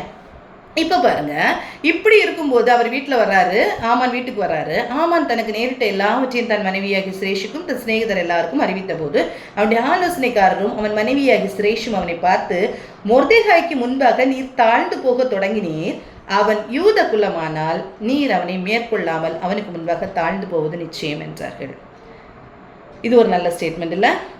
அப்போ அவர் யூத குலமானால், அந்த யூத குலம் பாபிலோன் தேசத்துல அடிமைகளா இருக்கிறாங்க. ஆனா அவங்க என்ன சொல்றாங்க? அந்த யூத குலமானால் நீ அவனை மேற்கொள்ளாமல் அவனுக்கு முன்பாக தாழ்ந்து போவது நிச்சயம் அப்படின்னு சொல்றாங்க. இன்னைக்கு கர்த்தருடைய பிள்ளைகளை பார்த்து, நம்மளை பார்த்து இப்படி ஒரு காரியம் சொல்ல முடியுமா? நம்முடைய வாழ்க்கையை பார்த்து இன்னைக்கு கிறிஸ்தவர்களுக்கு முன்பாக நாம் போனோம்னா அவர்களுக்கு முன்பாக நம்ம தாழ்ந்து தான் போகணும் அப்படின்னு சொல்லிட்டு சொல்ல முடியுமா? இன்னைக்கு கிறிஸ்தவர்கள் மற்ற புறஜாதிகளுக்கு முன்பாக போய் கை கட்டி நின்று கொண்டிருக்கிற காலத்துல நம்ம இருந்து கொண்டு இருக்கிறோம். அப்படிதானே? கிறிஸ்தவர்களும் கிறிஸ்தவத்தை ஆளுகை செய்கிற மக்களும் கை கட்டி புறஜாதிகளுக்கு முன்பாக போய் நிற்கிற ஒரு சூழ்நிலையில நின்று கொண்டு இருக்கிறோம். நான் இங்கே பாபிலோன் தேசத்தில் அடிமையாக இருக்கிற ஜனங்கள் அவங்கள பார்த்து என்ன சொல்கிறாங்க, நீ அவன் யூத குலமானால் நீ அவனை மேற்கொள்ளாமல் அவனுக்கு முன்பாக தாழ்ந்து போவது நிச்சயம் அப்படின்னு சொல்கிறாங்க. இந்த மாதிரி ஒரு வாழ்க்கை, இந்த மாதிரி கர்த்தருக்கு முன்பாக ஒரு சாட்சியான வாழ்க்கை நமக்கு ரொம்ப அவசியமாக இருக்குது. இப்படிப்பட்ட வாழ்க்கை நமக்கு வேணும். இந்த ஒரு வாழ்க்கை நமக்கு வேணும் அப்படிங்கிற இவங்க அதான் சொல்லுவாங்களே, யாரோ ஒரு ராணி சொல்லுவாங்க, இவ நீல் டவுன் பண்ணிட்டானா என்னால் என்ன செய்ய முடியாது, வேறு எத்தனை படைகளை நான் சந்திக்க தயார், ஆனால் இவன் நீல் டவுன் பண்ணிட்டானா என்னால் என்ன செய்ய முடியாது, நான் கலங்கி போயிடுவேன்னு சொல்கிறான்ல. அதே மாதிரி ஒரு வாழ்க்கை நாம் வாழுகிறதற்கு நம்ம அழைக்கப்படுகிறோம். நாம் யூத குலமானால், நாம் கிறிஸ்தவர்களானால், நாம் கர்த்தருடைய பிள்ளைகளானால் இவர்களை மேற்கொள்ள முடியாது அப்படின்னு சொல்லிட்டு சத்ரு நம்மளை பார்த்து நடுங்கணும். அப்படிப்பட்ட ஒரு வாழ்க்கைக்கு நம்ம அர்ப்பணிக்கணும். அப்படி ஒரு வாழ்க்கை நம்ம வாழணும். அப்படிப்பட்ட வாழ்க்கைக்கு நேராக தான் கர்த்தர் நம்மளை என்ன செய்கிறாரு, அழைக்கிறார். அப்படிப்பட்ட வாழ்க்கை வாழணும். நமக்குள்ளால தாழ்மை குணம் வேணும். கர்த்தருக்குள்ளால நாம் அடங்கி இருக்கிற ஒரு குணம் நமக்குள்ளால என்ன செய்யணும், வேணும், கண்டிப்பாக வேணும். அப்படிப்பட்ட இது இருக்கும்போது கண்டிப்பாக நம்ம என்ன செய்வோம்னா, ஒரு நாள் கர்த்தரால் நம்ம என்ன செய்வோம்னா உயர்த்தப்படுவோம் அப்படின்னு சொல்லிட்டு சொல்லியிருக்கு. இப்போது பாருங்கள், அதுக்குள்ளால எஸ்தருடைய விருந்துக்கு ஃபஸ்ட்டு விருந்து முடிந்து செகண்ட் விருந்துக்கு அழைக்கப்படுறாங்க. அப்போ அழைக்கப்படுறோன்னே அவர் என்ன செய்கிறாரு, அங்கே போகிறாரு, அந்த விருந்துக்கு போகிறாரு. நமக்கு தெரியும் அந்த விருந்தில் என்ன நடக்கும். ராஜா கேட்குறாரு, ஃபஸ்ட்டு விருந்திலே ராஜா கேட்குறாரு, இவங்க சொல்லலை செகண்ட் விருந்துக்கு வாங்க அப்படின்னு சொல்கிறாரு. ரெண்டாவது விருந்துக்கு அழைக்கப்படுறாங்க. அந்த இடத்துல இவர் என்ன சொல்கிறாங்க, இப்போது மொர்தேகாய் உயர்த்தப்பட்ட பிறகு, மொர்தேகாவுடைய காரியம் ராஜாவுக்கு இருதயத்தில் வந்த பிறகு என்ன செய்கிறாங்கன்னா, ராஜாத்தி அழகாக சொல்கிறாங்க, இந்த காரியங்கள் இப்படி எங்கள் குலத்தை அழித்து போடுகிறதற்கு யார் நிற்கிறான், இந்த ஆமான் சதி திட்டம் பண்ணுறான் அப்படின்னு சொல்லிட்டு இந்த காரியத்தை எல்லாம் அழகாக ராணி என்ன செய்கிறாங்க, ராஜாத்தி ராஜா கிட்ட சொல்கிறாங்க. அப்போ இப்படியெல்லாம் செஞ்சது யார் அப்படின்னு கேட்ட உடனே ஆமான்னு சொல்கிறாங்க. ஆமான் என்ன செய்கிறாரு உடனே, அப்போ ராஜாவுக்கு ரொம்ப கோவம் வந்துச்சு. ஆமான் கிட்ட இப்படி ஒரு காரியத்தையா நீ செஞ்சிட்ருக்க அப்படின்னு சொல்லிட்டு கோவம் வந்துச்சு. கோவம் வந்து அவர் எழும்பி போகிறாரு. அதுக்குள்ளால என்ன செய்கிறாங்க, அந்த ராஜாத்திட்ட போய் ஒரு அவகிட்ட ஒரு ப்ளீஸிங்காக நடந்து கொண்டு ஒரு விடுதலை பெற்றுக்கொள்ளலான்னு சொல்லிட்டு பார்க்குறாரு இந்த ஆமான். ஆனால் ராஜாவின் பார்வைக்கு அது எப்படி படுது, தவறான ஒரு காரியமாக படுது. அவர் அந்த ராஜாத்திக்கு அந்த பெட்டில் அவர் படுத்திருக்கிறத பார்க்குறாரு. மெத்தையின் மேல் ஆமான் விழுந்து கிடக்கிறதே பார்க்குறாரு. பார்த்த உடனே அவர் சொல்கிறார், நான் இருக்கும்போதே இந்த மாதிரி ஒரு காரியத்தை நீ செய்கிறியா அப்படின்னு சொன்ன உடனே ஒரு மனுஷன் சொல்கிறான், அவன் 50 முழ உயரமான ஒரு தூக்கு மரத்தை யாருக்காக செஞ்சு வச்சுருக்கான், மொர்தேகாக செய்து வச்சுருக்கான் அப்படின்னு சொன்ன உடனே அந்த தூக்கு மரத்தில் தூக்கி போடுங்கள் அப்படின்னு சொல்லிட்டு சொல்கிறாங்க. இப்படித்தான் நம்முடைய சத்ரு அழிக்கப்படும் வரைக்கும், நம்முடைய சத்ரு அழிக்கப்படுகிறது தான் என்னது, அது முக்கியம். இந்த சத்ரு அழிக்கப்பட்டாலும் இன்னும் அந்த வெற்றி முழுமையாக கிடைக்கல. இந்த சத்ரு அழிக்கப்பட்டாச்சு. இப்போ எஸ்தர் அந்த அரண்மனையில் முடிஞ்ச காரியத்தில் ஆமான் என்ன செய்கிறார், அந்த தூக்கு மரத்தில் தூக்கி போடப்பட்டார் அப்படிங்கிறத நம்ம பார்க்குறோம். இந்த ஆமான் தூக்கி போடப்பட்ட பிறகும் என்ன செய்யலைன்னா இந்த சட்டம் மாற்றப்படலை. இந்த சட்டம் அப்படிதான் இருக்கு. அதுதான் சத்ரு அழிக்கப்பட்டு போனாலும் சத்ருவால உருவாக்கப்பட்ட அந்த சட்டம் இன்னும் யூதகலத்துக்கு அது என்னது, ஒரு பாரமாக தான் இருக்குது. கண்டிப்பாக அழித்து போடப்படுவார்கள் அப்படிங்கிற ஒரு காரியத்துக்குள்ளால இருக்கு. இந்த காரியத்துக்காக அவங்க அடுத்தது என்ன செய்யாங்கன்னா பிரயாசப்படுறாங்க. ராஜா கிட்ட சொல்றாங்க, இந்த காரியத்தை சொல்ற, இப்படி ஒரு திட்டம் கொடுக்கப்பட்டிருக்கிறது இல்லையா, இந்த ஒரு சட்டம் கொடுக்கப்பட்டிருக்குதுல்ல, இது நிர்மூலமாக்கப்படணும் அப்படின்னு சொல்லிட்டு சொல்றாங்க. கடைசி வரைக்கும் நம்முடைய சத்ரு அவன் அழிந்து போனாலும் அவன் என்ன செய்யறான்னா, அதான் நம்ம சொல்றோம்ல, இயேசு அந்த பிசாசாகிய சத்ருவின் தலையை நசுக்கிட்டார், சிலுவையில் நசுக்கி விட்டார். ஆனாலும் அந்த சிலுவையில் நசுக்கப்பட்ட சத்ரு அந்த வாளை வச்சுட்டு தான் இன்னைக்கும் என்ன செய்துட்டு இருக்கான், விளையாண்டுட்டு இருக்கான். அந்த வாளை இன்னும் நம்ம என்ன செய்யணும்னா முழுமையாக நசுக்கி போடுகிறதுக்குள்ள அதிகாரத்தை கர்த்தர் நமக்கு கொடுத்துருக்கிறார். அதை நம்ம செய்யணும், கடைசி வரைக்கும் நம்ம செய்யணும். அந்த சத்ரு அந்த வாளை வச்சுட்டு தான் என்ன செய்யறான், விளையாண்டுட்டு இருக்கான். இன்னைக்கு வாலிப பிள்ளைகளாக இருக்கட்டும், சின்ன பிள்ளைகளாக இருக்கட்டும், பெரியவர்களாக எல்லாரையும் ஒரு விதத்தில் இழுத்து தள்ளிக்கிட்டே இருக்கான். இன்னைக்கு அழகான ஒரு கோட்ஸ் பார்த்தேன். ஆவிக்குரிய ஜனங்களை சத்ரு என்ன செய்ய மாட்டான்னா, பாவம் பண்ண வைக்க மாட்டான். என்ன செஞ்சிருவான், அந்த வழியை விட்டு ஜஸ்ட் ட்ராக்கை மாற்றி விட்டுருவான். ஜஸ்ட் கர்த்தருடைய சித்தத்தை செய்யாதபடிக்கு மாற்றி விட்டுருவான், அவ்வளோதான். ஆனால் ஆவிக்குரிய பிள்ளைகள் பாவம் செய்து அவங்க ஈஸியாக கண்டுபிடிச்சிருவாங்க, ஐயோ நம்ம பாவம் செய்கிறோன்னு. ஆனால் கர்த்தருடைய சித்தத்தை செய்யாதபடிக்கு அந்த ட்ராக்கை மாற்றி விட்டுறது தான் யாரோட வேலை, பிசாசு. ஏன்னா பிசாசுக்கு நம்மளை டைரக்டாக எதிர்க்கிறதுக்குள்ள தைரியம் இல்லை. யாருன்னா தேவனுடைய பிள்ளைகளை. அதான் பிசாசுக்கு தேவனுடைய பிள்ளைகளை டைரக்டாக எதிர்க்கிறதுக்குள்ள பலன் இல்லை அவனுக்கு. அப்படி பலன் இல்லாததுனால அவன் என்ன செய்வான்னா வஞ்சிப்பான். அவன் என்ன செய்வான்னா ஏதோ ஒரு காரியத்தை வச்சு நம்மக்கிட்ட என்ன செய்வான்னா வஞ்சிப்பான். அந்த வஞ்சனையில் நம்ம விழுந்து போகாமல் இருக்க போகணும். நீங்கள் பாருங்கள், எபேசியர் 6ஆம் அதிகாரம் 11ஆம் வசனத்தில் சொல்லியிருக்கோம், 10-11, கடைசியாக என் சகோதரரே, கர்த்தரிலும் அவருடைய சத்துவத்தின் வல்லமையிலும் பலப்படுங்கள், நீங்கள் பிசாசின் தந்திரங்களோடு எதிர்த்து நிற்க திராணி உள்ளவர்களாகும்படி. பிசாசின் தந்திரங்களோட, பிசாசோடு இல்லை, பிசாசின் தந்திரங்களோட. பிசாசுக்கு டைரக்டாக நம்மக்கிட்ட என்ன செய்ய முடியாதுன்னா மோத முடியாது. அது பிசாசு ஒரு ஏஞ்சல், அந்த ஒரு கிராண்டில் வரவன் தான் பிசாசு. ஆனால் நாம் கர்த்தருடைய பிள்ளைகள், கர்த்தர் நமக்குள்ளால இருக்கிறாரு, அவருடைய பரிசுத்த ஆவியானவர் நமக்குள்ளால இருக்கிறாருன்னு சொல்லும்போது நம்முடைய ஸ்டாண்ட் மேலே. அந்த ஸ்டாண்டில் இருக்கிறவங்களை விழ தள்ளுகிறதற்கு அவனுடைய தந்திரத்தை அவன் பயன்படுத்துவான். ஆதி மனுஷனை அவனுடைய தந்திரத்தினால வீழ்த்தினான், அப்படித்தானா? ஏவாளை தந்திரத்தினால தான் வீழ்த்தினான். அதே மாதிரி இன்னைக்கும் நிறைய வஞ்சனையான காரியங்கள் தான் நாம் விழுந்து போகிறதற்கு காரணமாக இருக்கிறது. எப்படி வஞ்சனை நம்ம கண்டுபிடிக்கலாம்? எப்படி வஞ்சலாம்? கர்த்தரை விட்டு பிரிக்கிற எந்த காரியமாக இருக்கட்டும், நம்மையும் கர்த்தரையும் விட்டு பிரிக்கிற எந்த காரியமாக இருக்கட்டும், அது வஞ்சனை தான்.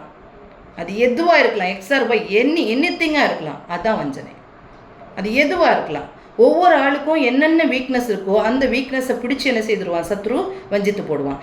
யாருக்கு என்ன வீக்னஸ்ன்னு யாருக்கும் தெரியாது, அவங்களுக்கு தெரியும். அதனால தான் நம்ம ஆராய்ந்து பார்க்கணும், நம்ம கரெக்டாக தான் இருக்கிறோமா ஆண்டவருக்குள்ள அப்படிங்கிறத நம்ம கரெக்டாக நம்மளை ஆராய்ந்து பார்த்து கொள்ளணும். அப்படி ஆராய்ந்து பார்த்து கொள்ளாமல் இருந்தோம்னா நம்மளை ஜஸ்ட் ட்ராக்கை மாற்றி விட்டுருவோம். நம்ம தவறான பாதையில் போய் இதுதான் சரின்னு நம்ம போயிட்டுருப்போம், வஞ்சனைக்குள்ளால் நம்ம இருப்போம். கர்த்தரையும் நம்மையும் பிரிக்கிற எந்த காரியமாக இருக்கட்டும் அதுதான் வஞ்சனை. இதுதான் நம்ம என்ன செய்யணும், அண்டர்ஸ்டாண்ட் பண்ணிக்கொள்ளணும். கர்த்தரையும் நம்மையும் எது பிரித்தாலும் அது வஞ்சனை, அதுக்கு நம்ம இடம் கொடுக்கவே கூடாது அப்படிங்கிறத நம்ம கற்றுக்கொள்ளலாம். இப்போது 8ஆவது அதிகாரத்தில் நீங்கள் பார்த்தீங்கன்னா அந்த ராஜா கிட்ட போய் சொல்கிறாங்க, அவங்க இந்த காரியம், இந்த சட்டம் இயற்றப்பட்டிருக்கிறது, இந்த சட்டத்தின்படி யூதர்கள் என்ன செய்யலாம், கொல்லப்படலாம் அப்படின்றது இருக்குது. அப்போ தான் செய்கிறாங்க 8ஆவது அதிகாரம் 1ஆம் வசனத்தில், அன்றைய தினம் அகாஸ்வேரு ராஜா யூதரின் சத்ருவாயிருந்த ஆமானின் வீட்டை ராஜாத்தியாகிய எஸ்தருக்கு கொடுத்தான். மொர்தேகாய் ராஜ சமூகத்தில் வந்தான். அவன் தனக்கு இன்ன உறவு என்று எஸ்தர் அறிவித்திருந்தாள். இப்போ எஸ்தர் சொல்லிட்டாங்க, இது நான் இந்த உறவில் உள்ளவன், யூத குலம் அப்படின்னு சொல்லிட்டு இந்த காரியத்தை எல்லாம் ராஜாவுக்கு சொல்லியாச்சு. சொல்லி அவங்க இருக்கிறாங்க. இப்போ என்ன ரிவார்டு அவங்களுக்கு கொடுத்தப்படுதுன்னா, ராஜாவின் முத்திரை மோதிரத்தை மொர்தேகாய்க்கு கொடுக்குறாங்க. ராஜாவின் முத்திரை மோதிரத்தை எடுத்து என்ன செய்கிறாங்கன்னா இந்த இந்த மொர்தேகாய்க்கு கொடுக்குறாங்க. எஸ்தர் மொர்தேகாயை ஆமானின் அரண்மனைக்கு அதிகாரியாக வைத்தாள். எஸ்தர் என்ன செய்கிறாங்க, ஆமானின் இதில் 2ஆவது வசனத்தில், ராஜா ஆமானின் கையிலிருந்து வாங்கி போட்ட தன்னுடைய மோதிரத்தை எடுத்து அதை மொர்தேகாய்க்கு கொடுத்தான். எஸ்தர் மொர்தேகாயை ஆமானின் அரண்மனைக்கு அதிகாரியாக வைத்தான். இன்னைக்கு அந்த மேன்மையான அந்த காரியத்தை யார் செய்தா, மொர்தேகாய். இப்போ இந்த காரியத்துக்காக இந்த மொர்தேகாய் நான் இப்படி உயர்த்தப்படணும் அப்படின்னு சொல்லிட்டு ஏதாவது எதிர்பார்த்தாரா? ஏதாவது ஒரு எதிர்பார்ப்பு அவர்கிட்ட இருந்துச்சா? இல்லை. அவருடைய எதிர்பார்ப்பு வேற ஒன்றுமே இல்லை. நான் ஃபஸ்ட்டு அவர் நினைச்ச காரியம், நான் யெகோவா தேவனை தவிர வேற யாரையும் வணங்க மாட்டேன் அப்படிங்கிற ஒரு ஸ்டாண்ட்ஸ்குள்ளால் அவர் இருக்கும்போது அவருக்கு தான் அப்போ தான் பிரச்சனை வருது. அவருக்கும் பிரச்சனை வருது, அவருடைய அந்த குலத்துக்கும் பிரச்சனை வருது. இந்த காரியத்துக்காக அவர் தன்னை தாழ்த்தி கொண்டே இருந்தார். இதுதான் கர்த்தருக்குள்ளால அடங்கி இருக்கிற காரியம். கர்த்தர் பார்த்து கொள்வார் அப்படின்னு சொல்லிட்டு நம்ம இஷ்டத்தின்படி நடக்கிற காரியங்கள் அல்ல, இல்லையா? நம்ம மொர்தேகாய் எப்படி செய்யல, ஒரு காரியத்துக்கும் அவர் என்ன செய்யறாரு, அவர் உட்கார்ந்து இருக்கிறாரு. அவர் தன்னை தாழ்த்தி உபவாசிக்கிறாரு, ஜெபிக்கிறாரு, எஸ்தரை ஜெபிக்க சொல்றாரு, உபவாசிக்க சொல்றாரு. இந்த காரியங்கள் எல்லாம் அங்க நடக்குது, இல்லையா? அப்போ நம்ம கர்த்தருக்கு முன்பாக உயர்த்தப்படணும்னா நம்ம எக்ஸ்பெக்ட் பண்ணவே கூடாது. எந்த ஒரு ஆசீர்வாதத்தையும் எக்ஸ்பெக்ட் பண்ணக்கூடாது. கர்த்தருக்கு முன்பாக நம்மை தாழ்த்தி நாம் நம்முடைய திட்டத்தில் கர்த்தருடைய சித்தத்தை செய்கிறதற்கு நாம் ஓடிக்கொண்டே இருக்கும்போது கர்த்தர் ஒரு நாள் உயர்த்துவார்களா? அதுதான் ஏற்ற நேரம். அந்த நேரம் நமக்குள்ளால வரணும். கர்த்தர் நேற்றும் இன்றும் என்றும் மாறாதவர், கர்த்தர் ஆசீர்வதிக்கிறவர், கர்த்தர் அன்புள்ளவர். ஆனால் அந்த ஆசீர்வாதத்தை பெற்றுக்கொள்கிறதற்கு, அந்த ஆசீர்வாதம் நமக்குள்ளால நாம் ரிசீவ் பண்ணுறதுக்கு நாம் பாத்திரவான்களாக இருக்கிறோமா? அதுதான். நாம் எப்போ பாத்திரவான்கள் ஆவோம்னா, கர்த்தருடைய இருதயத்திற்கு ஏற்ற ஒரு மனுஷனை நான் ஏற்படுத்தினேன்னு சொல்லிட்டு தாவீதை குறித்து சொல்கிறார் இல்லையா? இதே மாதிரி கர்த்தருடைய இருதயத்திற்கு ஏற்ற ஒரு பிள்ளைகளாக நாம் மாறுவோமா? இந்த நோக்கத்தோடு நாம் ஓடும்போது ஆசீர்வாதங்கள் நேர்த்தியாக நமக்கு கிடைக்கும். இந்த நோக்கத்தோடு கர்த்தருடைய இருதயத்திற்கு ஏற்ற ஒரு வாழ்க்கை என்னுடைய வாழ்க்கை இருக்கிறதா? கர்த்தருடைய இருதயத்திற்கு ஏற்ற ஒரு வாழ்க்கை இருக்கிறதா அப்படின்னு கேட்டால் கண்டிப்பாக கர்த்தர் என்ன செய்வார்னா அந்த இடத்துல கர்த்தர் உயர்த்துவார். அந்த உயர்வு தான் யாராலும் ஸ்டாப் பண்ண முடியாத ஒரு உயர்வை கர்த்தர் கொடுப்பார். இந்த இடத்துல பாருங்க, வசனம் 6வது வசனத்தில் சொல்லப்பட்டிருக்கும், 8வது அதிகாரம் 6வது வசனம், என் ஜனத்தின் மேல் வரும் பொல்லாப்பை நான் எப்படி பார்க்கக்கூடும், என் குலத்துக்கு வரும் அழிவை நான் எப்படி சகிக்கக்கூடும். இவருடைய தாட் ஃபுல்லாக இவ்வளோ மேன்மைகள் அவருக்கு கிடைச்சாலும் அவருடைய அந்த இதை பாருங்க, யூத குலம் அழிக்கப்படுகிறது அப்படிங்கிறத அவர் மறக்கவே இல்லை.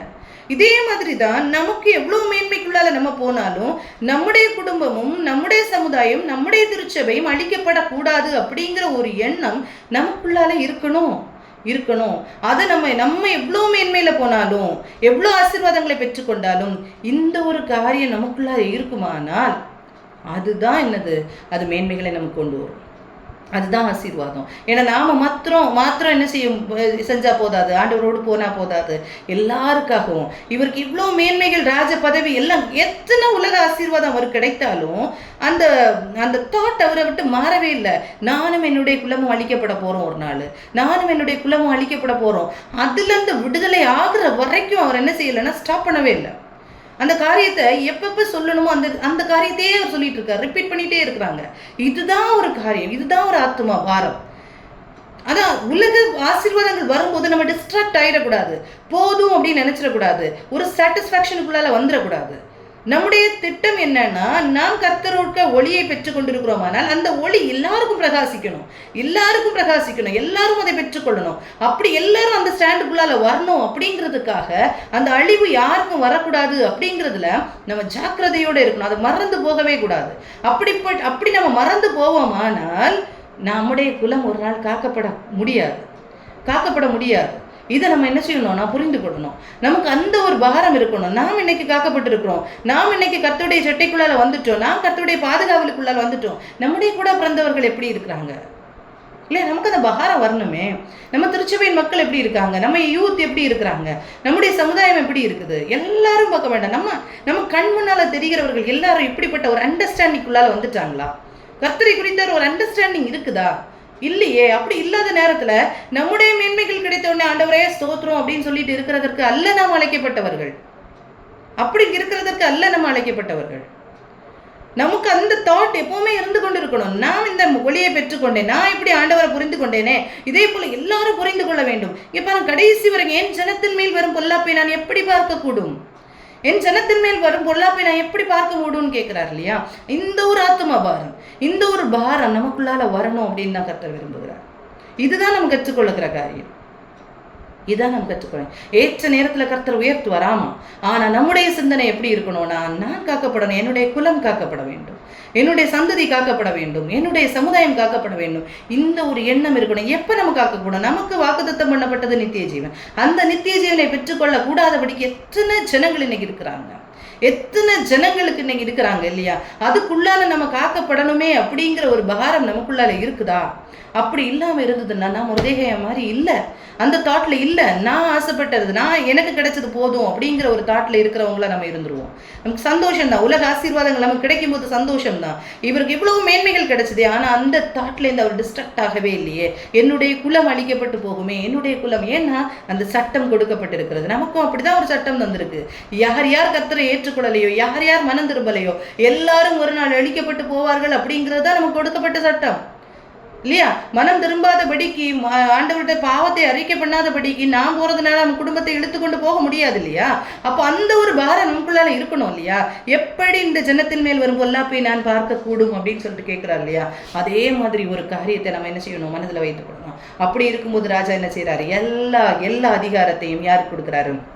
இந்த மொர்தெகாய்க்கும் எஸ்தருக்கும் கொடுக்குறாங்க, முழு அதிகாரத்தையும் கொடுக்குறாங்க. அதே மாதிரி தான் நாம் அப்படி கர்த்தருக்கு முன்பாக போய் நிற்போமான எல்லா அதிகாரத்தையும், அந்த சத்ரு பிடிக்குள்ளால இருக்கிற மக்கள் எல்லாம் விடுவிக்கிற அந்த பொறுப்பை, அந்த அதிகாரத்தை கர்த்தர் நமக்கு தந்திருக்கிறார் அப்படின்னு சொல்லி, கர்த்தருடைய பிள்ளைகளுக்கு அதை கொடுத்திருக்கிறார் அப்படின்னு சொல்லிட்டு வசனம் சொல்லுது. அந்த அதிகாரத்தை நான் பெற்றுக்கொண்டு இருக்கிறோமா? இன்னைக்கு எத்தனை பேர் தெரியுமா, எத்தனை பேர் சத்ருவின் வலைக்குள்ளால மாட்டிக்கொண்டு இருக்கிறாங்க, வெளியே வரணும்னு ஆசைப்பட்டும் வர முடியாதபடி இருக்கிறாங்க. அந்த ஜனங்களுக்கெல்லாம் டெலிவரன்ஸ் கொடுக்க வேண்டியது நம்ம தானே. நாம் ஆண்டவரை அறிந்திருக்கிறோம் சொல்லிட்டு சும்மா உட்காந்துட்டு போறதுக்கு அல்ல. அப்படி அல்ல இல்லை. அப்படி மொர்தேகா வேணா இருக்கலாம் ராஜாவில். அன்னைக்கு எஸ்தர் இருந்தாங்க. அன்னைக்கு எஸ்தர் சொன்னாங்க, முதல்ல இனிஷியலி எஸ்தர் அப்படி தான் சொன்னாங்க, நான் ராஜாக்கு முன்னால் போக முடியாது, என்னால் போக முடியாது, நான் போனால் நான் கொல்லப்பட்டு போவேன் அப்படின்னு சொன்னாங்க. அன்னைக்கு எச்சரித்த அதே மொர்தேகா இன்னைக்கு அவர் அந்த நிலையில வந்த பிறகும் அவருக்கு எந்த ஒரு காரியம் இல்லை. என்னுடைய குலம் அழிக்கப்படக்கூடாது, என்னுடைய குலம் அழைக்கப்படக்கூடாது. இந்த பாரம் நமக்குள்ளாலேயும் வரணும். இந்த பாரம் நமக்குள்ளால, நம்ம இன்னைக்கு இந்த மீட்டிங்ல இருக்கிறோம்னா, நம்ம இந்த வெளிச்சத்துக்குள்ளால வந்து கொண்டு இருக்கிறோம்னா, நாம் இதை பெற்றுக்கொண்டவங்க, நாம் மற்றவங்களை குறித்து பாரப்பட அழைக்கப்பட்டு இருக்கிறோம். கண்டிப்பா அந்த பாரம் இருக்கணும். நம்முடைய உலக ஆசீர்வாதத்தை பெற்றுக்கொண்டவனே ஆண்டவரே நன்றின்னு சொல்லிட்டு இருக்கிறதற்காக அல்லவே அல்ல. எத்தனையோ காரியங்கள் நமக்கு உண்மையிலேயே நம்முடைய வீக்னஸை வச்சு பிசாசு நம்மளை சோர்ந்து போக பண்ணுகிறதற்கு 1000 காரியம் இருக்கலாம். எந்த காரியம் இருந்தாலும் ஒரு நாள் கர்த்தர் நமக்கு அதை மேன்மையாக தருவார், அதை மாற்றி தருவார். நமக்கு மற்றவர்கள் முன்பால அதை கண்டிப்பா மாற்றி தருவாங்க. அப்படி மாற்றி தர நேரம் ஆண்டவரே நன்றின்னு சொல்லிட்டு நம்ம இருக்கிறதற்கு அல்ல. நம்முடைய பாரம் இன்னும் அதிகமாகணும். அதிகமாகி நம்முடைய குலம் அழிக்கப்படாதபடிக்கு நம்ம என்ன செய்யணும்னா பாதுகாக்கணும். அப்படி ஒரு வாழ்க்கை நம்ம வாழ்வோமானால் அதுதான் வெற்றி உள்ள வாழ்க்கை. அதுதான் ஏற்ற நேரத்தில் கர்த்தர் ஆசீர்வதிக்கிற அந்த உண்மையான ஆசீர்வாதம். அதுதான் உண்மையான ஆசீர்வாதம். எவ்வளோ மேன்மைகளை அவர் பெற்றுக்கொண்டாரு. அந்த அரண்மனையில் அடிமையாக இருந்த, பாபிலோனின் அடிமைத்தனத்துக்குள்ளால இருந்த அந்த எஸ்தரும் அந்த ராஜாத்தியாக்கப்பட்டார். அதுக்கப்புறமும் இந்த மொர்தேகாய் அந்த வாசற்படியிலே இருக்கிறாரு. அப்படிப்பட்ட அந்த மொர்தேகாயுடைய கையில் கொடுக்கப்படுது. கடைசியில் சொல்லப்பட்டிருக்கிறோம் இதில் என்னன்னா, அந்த ராஜா அந்த அதிகாரத்தை கொடுத்த பிறகு அந்த முத்திரை மோதிரத்தை வைத்து என்ன சொல்லியிருக்கோன்னா, இந்த யூத குலத்தை யார் அழிக்கணும்னு நினைச்சாங்களோ அவங்க எல்லாரும் அதே மாதம் சீவான் மாதத்தில் என்ன செய்வாங்க, அப்படியே என்ன செய்வாங்க, இவங்க அழிக்கப்படுவார்கள் அப்படின்னு சொல்லிட்டு கொடுக்கப்பட்டிருக்கும். சரியா? அப்போ அப்படி ஒரு அதே நாள், எந்த நாளில் யூதர்கள் அழிக்கப்படுவார்கள் அப்படிங்கிற ஒரு காரம் கொடுக்கப்பட்டதோ அதே நாளில் பாருங்க, 9ஆம் அதிகாரம் 1ஆம் வசனத்தை ஃபர்ஸ்ட் எடுத்துக்கொள்ளுங்க. காரியம் ஆறுதலாய் முடிந்தது அப்படின்னு இருக்கும். ராஜாவின் வார்த்தையின்படியும் அவனுடைய கட்டளையின்படியும் செய்யப்படுகிறதற்கு ஆதார் மாதம் என்கிற 12ஆம் மாதம் 13ஆம் தேதியிலே யூதரின் பகைஞர் அவர்களை மேற்கொள்ளலாம் என்று நம்பினார்களே, அந்நாளில் தானே யூதரானவர்கள் தங்கள் பகைஞரை மேற்கொள்ளும்படிக்கு காரியம் ஆறுதலாய் முடிந்தது. அவ்வளோ அந்த காரியம் என்னைக்கு அவங்க அழிக்கணும்னு நினைச்சாங்களோ அதே டேட்ல என்ன செய்யறாங்க, அந்த காரியம் மாறுதலாய் முடிந்தது அப்படின்னு சொல்லப்பட்டிருக்கோம். அப்போ இப்படி சொல்லப்பட்டு பாருங்க. அடுத்த வசனம், யூதர் அகாஸ்வேரு ராஜாவின் சகல நாடுகளுள்ள பட்டணங்களிலே தங்களுக்கு பொல்லாப்பு வர பண்ண பார்த்தவர்கள் மேல் கைபோட கூடிக்கொண்டார்கள். ஒருவரும் அவர்களுக்கு முன்பாக நிற்கக்கூடாது இருந்தது. அவர்களை பற்றி சகல ஜனங்களுக்கும் பயம் உண்டாயிருந்தது. அந்த ஜனங்களை பற்றி, யூத ஜனங்களை பற்றி என்ன செய்திருக்கு, பயம் உண்டாயிடுச்சு அப்படின்னு சொல்லியிருக்கு. சரியா? இதில் பாருங்க, 4th verse பாருங்க, மொர்தேகாய் ராஜாவின் அரண்மனையில் பெரியவனாக இருந்தான். இப்போ மொர்தேகாய்க்கு கொடுக்கப்பட்ட ரிவார்டு என்னன்னா, மொர்தேகாய் ராஜாவின் அரண்மனையில் பெரியவனாயிருந்தார். அவனுடைய கீர்த்தி எல்லா நாடுகளிலும் பிரசித்தமாயிற்று. இந்த மொர்தேகாய் என்பவன் மேன்மேலும் பெரியவனானான், இன்னும் பெரியவனானான். பாருங்க, இதுதான் ஏற்ற நேரத்தில் கர்த்தர் ஆசீர்வதிக்கிற ஆசீர்வாதம். இன்னைக்கு அந்த சத்துருக்கள் எல்லாரும் அழிக்கப்பட்டாங்க. எல்லாரும் அந்த உயிர்த்த குலத்துக்கு எதிராக இருக்கிற சத்துருக்கள் எல்லாம் அழிக்கப்பட்டாங்க. எல்லாருக்கும் விடுதலை வாங்கி கொடுத்துட்டாரு. எல்லாருக்கும் விடுதலை வாங்கி கொடுக்க இவர் என்ன செய்யறார், இன்னும் பெரியவராகி கொண்டிருக்கிறார். அந்த 127 நாடுகளும் அறிகிற விதத்தில் அவருடைய காரியம் பிரசித்தமாயிட்டே இருக்கிறது. மொர்தேகாய் என்பவன் மென்மேலும் பெரியவனாகி கொண்டே இருக்கிறான் அப்படின்னு சொல்லிட்டு சொல்லப்பட்டிருக்கு. சரியா? இது நீங்கள் பார்த்தீங்கன்னா அதுக்கப்புறம் சொல்லிங்க, வருஷந்தோறும் ஆதார் மாதத்தின் 14ஆம் தேதி 15ஆம் தேதிகளில் யூதர் தங்கள் பகைஞருக்கு நீங்களாகி இளைப்பாறுதல் அடைந்த நாட்களாகவும், இது 21ஆம் வசனத்தில் சொல்லப்பட்டிருக்கிறது. வருஷந்தோறும் ஆதார் மாதத்தின் 15ஆம் தேதிகளே யூதர்கள் பகைஞருக்கு நீங்களாக்கி இளைப்பாறுதல் அடைந்த நாட்களாகவும், அவர்கள் சந்தோஷமாகவும் அவர்கள் துக்கம் மகிழ்ச்சியாகவும் மாறின மாதமாகவும் அனுசரித்து வந்தாங்க அப்படின்னு சொல்லிட்டு சொல்லப்பட்டிருக்கிறது. சரியா? இப்படி கர்த்தருடைய திட்டத்தை, கர்த்தருடைய பிள்ளைகள் அழிக்கப்பட வேண்டிய யூதர்கள், கர்த்தருடைய பிள்ளைகள் அழிக்கப்பட வேண்டிய ஒரு சூழ்நிலையில வைக்கப்பட்ட நேரத்திலும் அந்த மொர்தேகாய் என்ன செய்யறாரு, கடைசி வரைக்கும் அந்த ஜனங்கள் முழுவதுமாக மீட்கப்படுகிறதற்கு தன்னை அர்ப்பணித்து அந்த பிள்ளை ஜனங்கள் முழுவதுமாக தன்னை மீட்கப்படுகிறதற்காக தன்னை தனக்கு எத்தனை மேன்மை வந்தாலும், தன்னுடைய வாழ்க்கையின் மூலமாக எத்தனை நன்மைகளை அவர் பெற்றுக்கொண்டிருந்தாலும், உண்மையிலே அவர் எந்த எக்ஸ்பெக்டேஷனும் இல்லாதபடிக்கு தான் இருந்தார். இந்த உலகத்தில் வாழும்போது எந்த ஒரு எக்ஸ்பெக்டேஷனும் அவர்கிட்ட இல்லை. ஆனால் அவர் செய்த நன்மைக்குரிய அந்த மேன்மைகள் அவருக்கு கிடைச்சது. அந்த மேன்மைகள் கிடைக்கும் போதும் அந்த மேன்மைக்குள்ளாலே அவர் விழுந்து போகலை. அந்த மேன்மை அவரை சாட்டிஸ்ஃபை பண்ண வைக்கலை. அவருடைய ஆழமான திட்டம் என்ன? யூத குலம் அழிக்கப்படுது அப்படிங்கிறது அவருக்குள்ளால இருக்குது. இந்த மாதிரி காரியங்கள் நமக்குள்ளால இருக்கும்போது இதுதான் ஒரு வெற்றி உள்ள வாழ்க்கையாக இருக்கும். அப்போ நம்ம மொர்தெகாயுடைய வாழ்க்கையில் நம்ம கற்றுக்கொள்கிற காரியம் என்ன? ஃபர்ஸ்ட் நீங்கள் பார்த்தீங்கன்னா, ஆதரவில்லாமல் இருந்த எஸ்தரை என்ன செய்கிறாங்க? பொறுப்பாக வளர்த்து அதை ஒரு நல்ல ஒரு பிள்ளையாக, கர்த்தருடைய பிள்ளையாக வளர்க்கிறது ஒரு நல்ல ஒரு கடமையை யார் செய்தார்? மொர்தெகாய் செய்தார். கைவிடப்பட்ட ஒரு பிள்ளையை என்ன செய்தார்? கர்த்தருடைய பிள்ளையாக என்ன செய்தார்? வளர்த்து எடுத்த ஒரு காரியத்தை செய்தார். இதே மாதிரி ஒரு குணம் நமக்கு வேண்டும். அதே மாதிரி எந்த ஒரு வீண் புகழ்ச்சிகளையும் அவர் என்ன செய்யலை? நான் விரும்பவே இல்லை. கலாத்தியர் 5:23 சொல்லுகிற மாதிரி வீண் புகழ்ச்சி அவர் என்ன செய்யலை? வீண் புகழ்ச்சி இல்லை, புகழ்ச்சியை அவர் விரும்பலை. அவருக்கு வீண் புகழ்ச்சி இல்லை. அவர் செய்த காரியத்துக்கு ஒரு நன்மை வந்தது, அதையும் அவர் என்ன செய்யலை? விரும்பவே இல்லை. கர்த்தருக்கு முன்பாக உண்மை உள்ளவராக, நேர்மை உள்ளவராக நடந்து கொண்டார். வசனம் சொல்லுதில்ல, மனுஷனை நம்பி செல்லக்கூடாதுன்னு சொல்லுது இல்லையா? சங்கீதம் 118:9 பிரபுக்களை நம்புவதை பார்க்கிலும் கர்த்தர் பேரில் பற்றுதலாக இருப்பதே நலம். ஆமான் பெரிய பிரபுவா இருந்தான். என்ன பிரபுவா இருந்தாலும் அவரை நம்பி பின்னால போகிறது இல்லை காரியம். அவரை கையில போட்டுட்டு ஏதோ காரியத்தை நம்ம சாதிச்சிடலாம் அப்படிங்கிறதெல்லாம் அவர் என்ன செய்யலை? நினைக்கவே இல்லை. பிரபுக்களை நம்புவதை பார்க்கலாம் கர்த்தர் பேரில் பற்றுதலா இருப்பதே நலம் அப்படிங்கிறதற்கு அடையாளமா இருந்தது யாருன்னா மொர்தெகாய். அடுத்தது பார்த்தீங்கன்னா, எஸ்தரை எச்சரிக்கிறாரு. உபவாசத்தோடு காத்திருந்து அவர் இந்த காரியத்தை நடப்பிக்க சொல்லி கொடுக்குறாரு.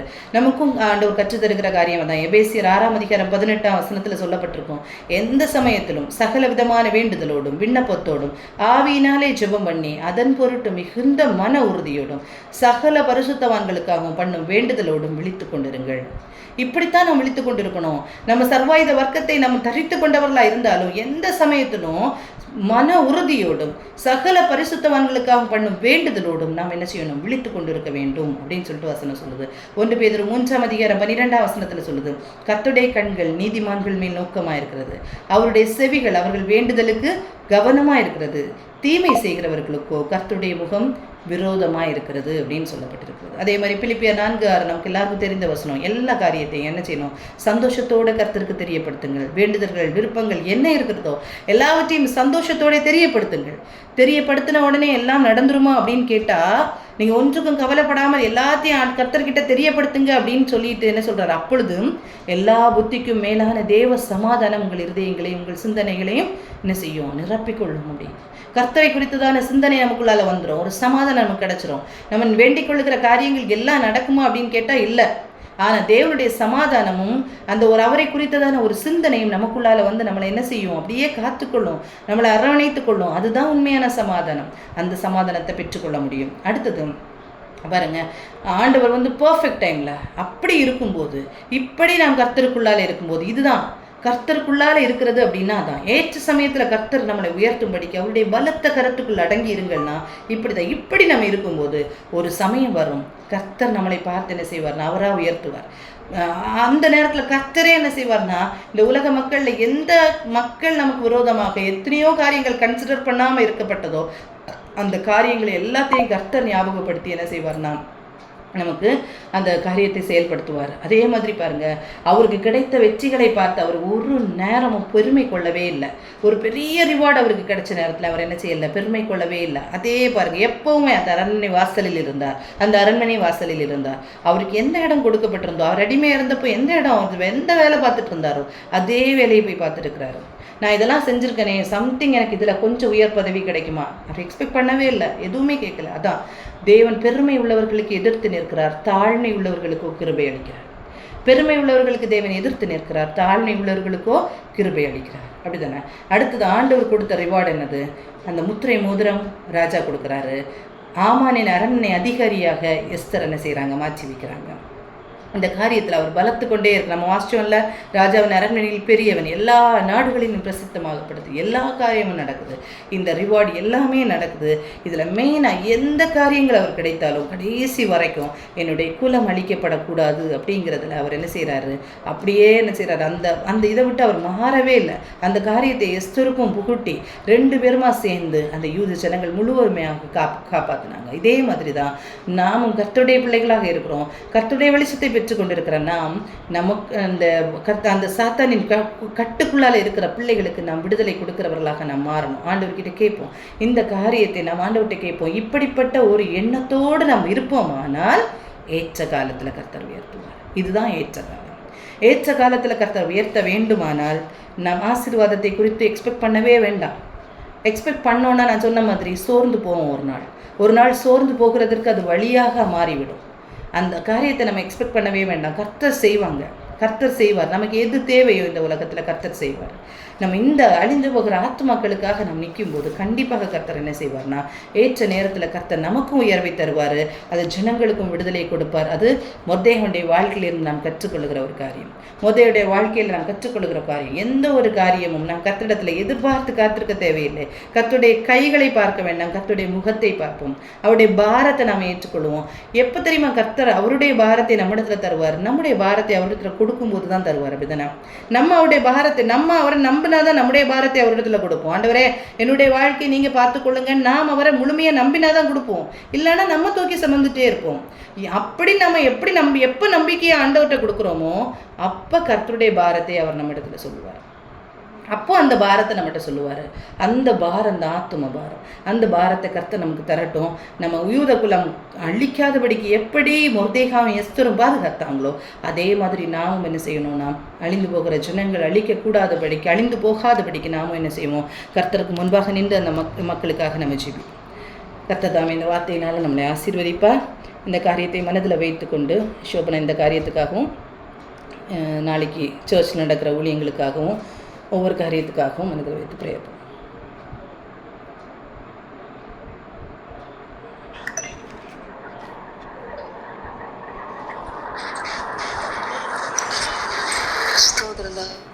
அப்பா நாங்கள் துதிக்கிறோம் அப்பா. ஸ்தோத்திரம் ஸ்தோத்திரம் அப்பா. பரிசுத்த ஆவியானவரே நாங்கள் ஸ்தோத்திரிக்கிறோம்.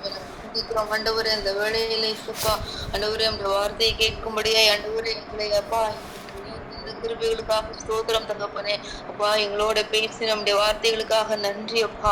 ஆண்டவரே ஸ்தோத்திரம் அப்பா. அந்த அப்பா ஆண்டவரே ராஜா ஐயா, இந்த உலகத்துல அப்பா நாங்கள் வாழ்கிற ஒவ்வொரு நாட்களிலும் தகப்பனே அப்பா நீர் எங்களை எப்படியாய் நடத்த வேண்டும் என்று தகப்பனே நீர் எங்களுக்கு காண்பித்து கொடுக்கிற உங்களுடைய பாதைகளுக்காக ஸ்தோத்திரம் தகப்பனே.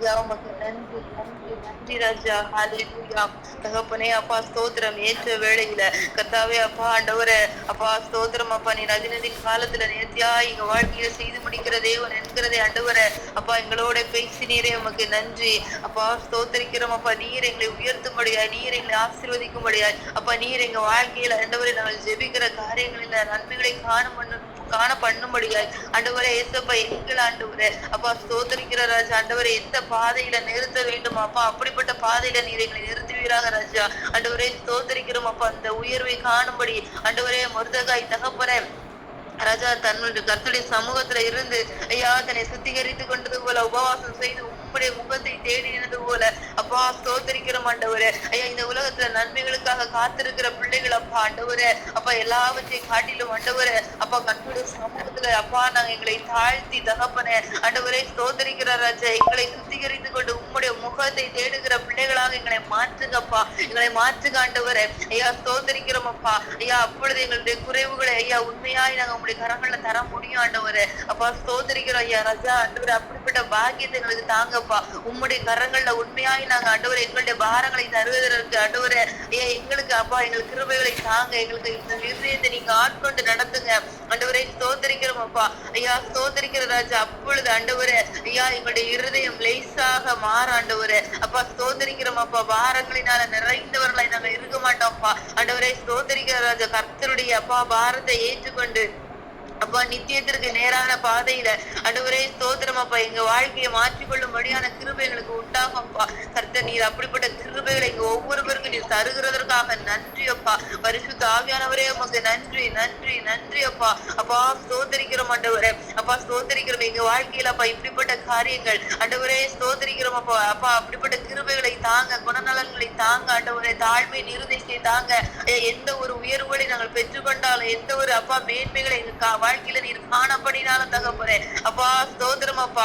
ஐயா ராஜா, நீர் எங்களை உயர்த்துவதற்கு நாங்கள் எம்மாத்திரம் என்று தகப்பனே அப்பா உங்களுடைய சமூகத்தில் நாங்கள் எங்களை தாழ்த்துகிற பிள்ளைகளாக ஐயா எங்க ஒவ்வொருவரையும் நீங்க மாற்றுங்க அப்பா, மாற்றுங்க அப்பா. நன்மையான எந்த ஈவும் நீர் தருகிறது அல்லவா என்று சொல்லி தகப்பனே ஆண்டவரே கர்த்தாவே உங்களுடைய சமூகத்துல எல்லாவற்றிற்கும் நாங்க நன்றியுள்ள இருதயத்தோட நன்றி செலுத்தி ஆண்டவரே அப்பா எல்லா மகிமையும் உமக்கு செலுத்த எங்களுக்கு கிருபைகளை தாங்க ஏசப்பா.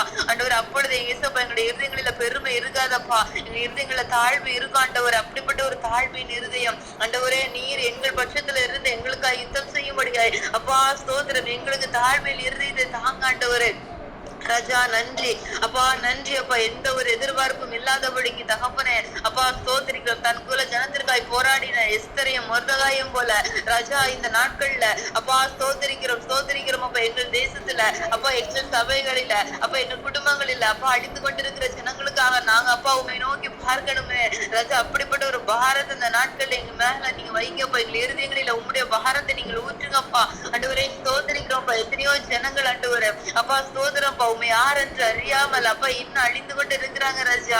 ஆண்டவரே அப்பா அப்பா ஸ்தோத்திரம். இருளில் வாழ்ந்து கொண்டு இருக்கிற எத்தனை ஜனங்கள் அப்பா ஐயா கைகளில வேதத்தை வைத்து கொண்டும் இயேசுவை ஆராதித்து கொண்டோம் அப்பா ஸ்தோத்திரம். அப்பா சமாதானம் என்ற என்னென்று தெரியாத குடும்பங்கள் எத்தனையோ இருக்கிறாங்களே ராஜா. ஆண்டவரே அப்படிப்பட்ட குடும்பங்கள் உண்மை அறிந்து கொள்ளணுமே தகப்பனே அப்பா.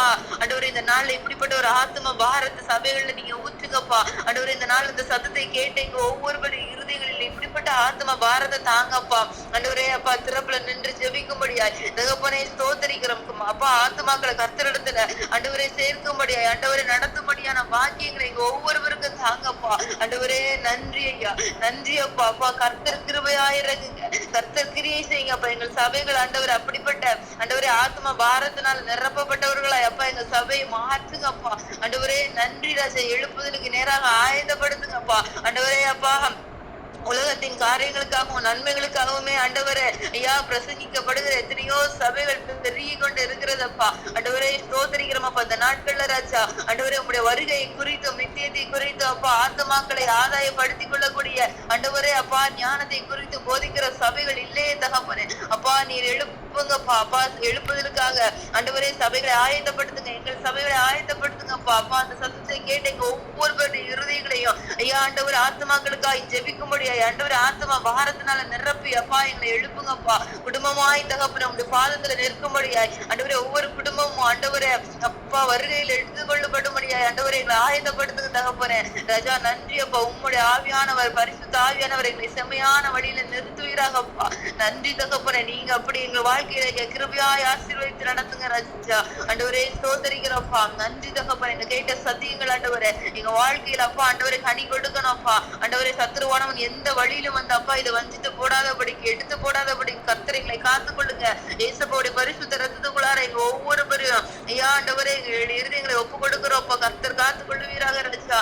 நன்றி ராஜா, நன்றி ஏசப்பா. ஸ்தோத்திரிக்கிறோம் தகப்பனே. ஆவியானவர் கிரியை செய்யுங்க, ஆவியானவர் கிரியை செய்யுங்கப்பா. நன்றி தகப்பனே அப்பா. நாளைய தினத்துல நடக்க இருக்கிற ஆண்டவரே அப்பா எல்லா ஆராதனைகளுக்காக அந்த வேளையில் நாங்கள் ஜெபிக்கிறோம்ப்பா ஆண்டவரே. சபைகளில் அப்பா பரிசுத்த ஆவியானவர் நீங்க அசைவாடுங்கப்பா ஆண்டவரே. ஸ்தோத்தரிக்கிறோம்ப்பா ஆண்டவரே அப்பா. ஆவியில் அனலாய் இருந்து அப்பா ஆண்டவரே ஆராதனைகள் நடத்தப்படும்படியாய் தகப்படி நாங்கள் ஜெபிக்கிறோம் ஐயா. எல்லா பாஸ்டர்ஸையும் ஆசீர்வதிங்க ஆண்டவரே. உங்களுடைய கிருபையுள்ள கரம் கூட இருக்கட்டும் ஆண்டவரே. நன்றி அப்பா. அப்பா கர்த்தருடைய சமூகத்துல இருந்து அப்பா காத்திருந்து அப்பா வார்த்தைகளை பெற்றுக்கொண்டு அப்பா அதை வாங்கி ஜனங்களிடத்துல சொல்லுகிற பிள்ளைகளாக ஐயா ஸ்தோத்திரிக்கிறோம். கர்த்தருடைய சமூகத்தை நித்தமும் தரிசிக்கிற ஐயா பிள்ளைகளாக அப்பா ஒவ்வொரு பாஸ்டர்ஸையும் நீங்க அனாயிண்ட் பண்ணுங்கப்பா.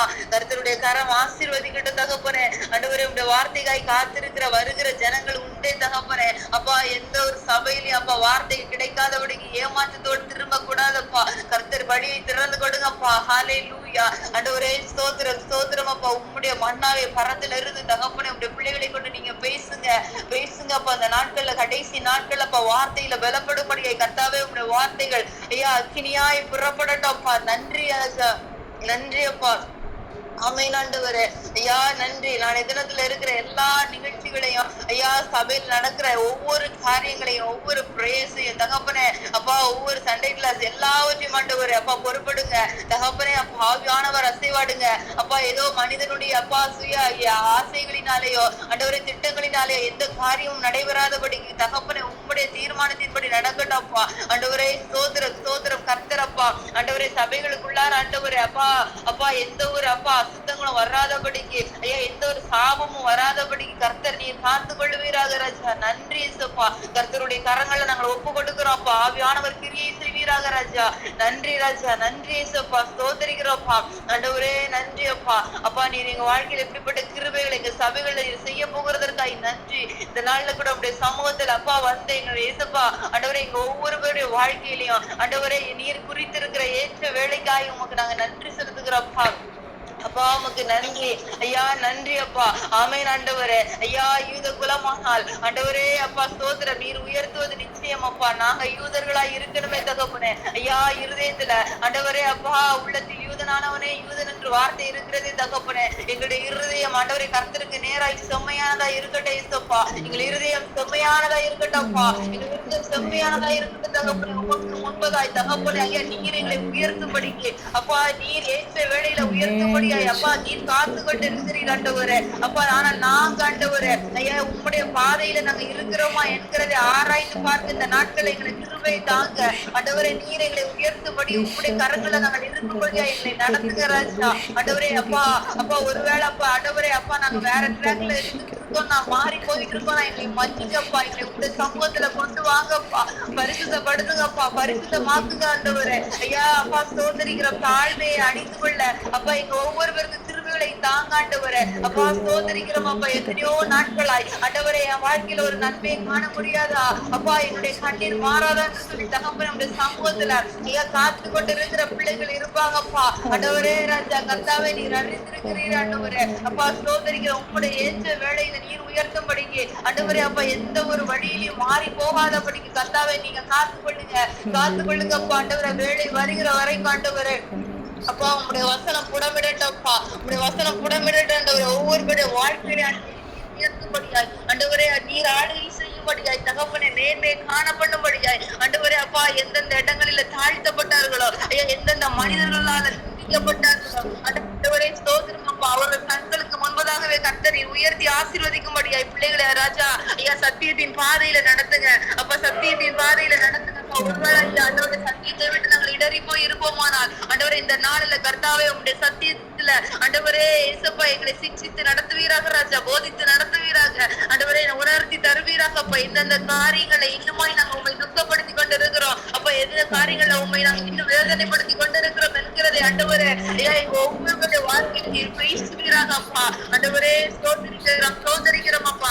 ஆமென் ஆண்டவரே. ஐயா நன்றி அப்பா. கர்த்தரை தவிர வேற யாரிடத்திலும் கையேந்தி நிற்காதபடிக்கு தகப்பனே எங்க ஒவ்வொருவரையும் நீங்க காத்து கொள்ளுங்க ஐயா. சோதரிக்கிறோம். இப்படிப்பட்ட ஒரு வைராக்கியம் எங்களுக்கு உண்டாகட்டும் ஐயா. இப்படிப்பட்ட ஒரு வைராக்கியம் எங்களுக்கு உண்டாகட்டும். கர்த்தர் தந்த வார்த்தையை ஆண்டவரே அப்பா அப்பா எங்களுடைய அப்பா ஸ்தோத்திரம் அப்பா. ஒவ்வொரு நிமிஷத்திலேயும் ஆண்டவர் அந்த வார்த்தையின் மேல நம்பிக்கையை கொடுங்க அப்பா. நம்பிக்கையை கொடுங்க ராஜா. அந்த வார்த்தையினால வல்லமை நாங்கள் காணலாம்ப்பா. நன்றி தகப்பனே அப்பா. நன்றி அப்பா. என் தேவன் எனக்கு வாக்கு பண்ணினதை அப்பா கரங்களினால நிறைவேற்றினார் என்று அப்பா ஒவ்வொருவருடைய வாழ்க்கையில சாட்சியாய் மாறணும் ஆண்டவரே. அந்த பாதையில நீங்க நிறுத்துங்கப்பா. எந்த ஒரு சூழ்நிலையில ஆண்டவரே அப்பா நீர் ஏற்ற வேளையில உயர்த்த வரும் பொழுது நாங்க அப்பா எங்களுடைய பாளையங்களில் அசூசியானதை கண்டு நீர் விலகிடக்கூடாதப்பா. எங்களை காத்து கொள்ளுங்க இயேசுப்பா. எங்க ஒவ்வொருவரையும் சத்தத்தை கேட்ட ஒவ்வொருவரையும் ஐயா நீங்க காத்து கொள்ளுங்க ஆண்டவரே அப்பா. நீர் உயர்த்துகிறவரப்பா. நீர் அப்பா ஒரு நாள் பொய் சொல்ல மனிதன் அல்லப்பா. நீங்க அப்பா நீர் மனிதன் அல்லப்பா. சொன்ன வார்த்தைகளை நிறைவேற்றுகிற தேவன் அப்பா. என்னென்ன வார்த்தையை உரைத்திருக்கிறீரோ அப்ப, என்னென்ன வார்த்தைகள் இந்த வாழ்க்கையில விதைக்கப்பட்டிருக்கிறதோ ஐயா ஒவ்வொரு குடும்பங்கள்ல அப்பா நீர் என்னென்ன வாக்கு கொடுத்திருக்கிறீர் செய்கிறீரோ எல்லாவற்றையும் ஆண்டவரே ஐயா தினத்தின் காலத்துல நீர் செய்து முடிக்க போகிற தயவுக்காக நன்றி ஐயா. நன்றி அப்பா, நன்றி அப்பா, நன்றி தகப்பனே, நன்றி ராஜா. ஹalleluya. அப்பா ஒவ்வொருவரையும் அப்பா மகிமையான சாட்சியை நிறுத்துங்கப்பா. நன்றி அப்பா. உம்மை நம்பி வந்த பிள்ளைகள் ஒரு நாள் வெட்கப்பட்டு போவதில்லை ராஜா. ஆமென் தகப்பனே. ராஜா அப்படிப்பட்ட பாதையில அப்பா நீதி பாதையில ஆண்டவரே நீர் நிறுத்துகிறதற்காய் நன்றி. வேதனை உண்டாக்கும் வழி என்னிடத்துல உண்டோ என்று பார்த்து நித்திய வழியில எங்களை நடத்துவப்பா. ஆமென் தகப்பனே. ஒவ்வொருவருடைய பாதையை அப்பா நித்திய பாதையில நிறுத்துகிற ராஜா.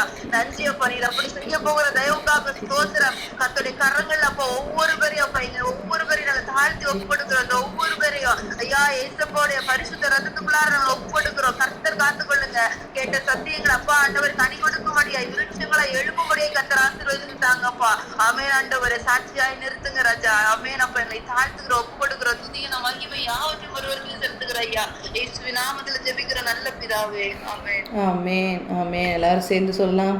என் ஆத்துமாவே கர்த்தரை ஸ்தோத்திரி, என் முழு உலமே அவருடைய பரிசுத்த நாமத்தை ஸ்தோத்திரி. என் ஆத்துமாவே கர்த்தரை ஸ்தோத்திரி, கர்த்தர் செய்த சகல உபகாரங்களையும் மறவாதே. ஆமென். இந்த நாட்களில் கர்த்தர் தந்த வார்த்தைகளை நம் மனதில் வைத்துக்கொள்வோம். ஏற்ற காலத்தில் கர்த்தர் நம்மளை உயர்த்தும்படிக்கு அவருடைய பலத்த கரத்துக்குள்ளால் அடங்கி இருப்போம். தாழ்மையோடு இருப்போம். இந்த சிந்தனை நமக்குள்ளால் இருக்கட்டும். நம்ம பெற்றுக்கொண்ட ஆசீர்வாதத்தை நம்முடைய குலம் முழுவதும் பெற்றுக்கொள்ளணும், நம் குடும்பம் பெற்றுக்கொள்ளணும், நம் திருச்சபை பெற்றுக்கொள்ளணும். இந்த எண்ணத்தோடு நாம் இருப்போமானால் கர்த்தருடைய பாரத்தை சுமக்கிறவர்களாக நம்ம இருப்போம். அந்த பாரத்தை நாம் கர்த்தரிடத்தில் கேட்போம். உண்மையாக இந்த இந்த இந்த காரியம் நம்மளோட உள்ள இருந்து பேசிக்கொண்டே இருக்கட்டும். கர்த்தர் நம்மை ஆசீர்வதிப்பாராக. ஆமென்.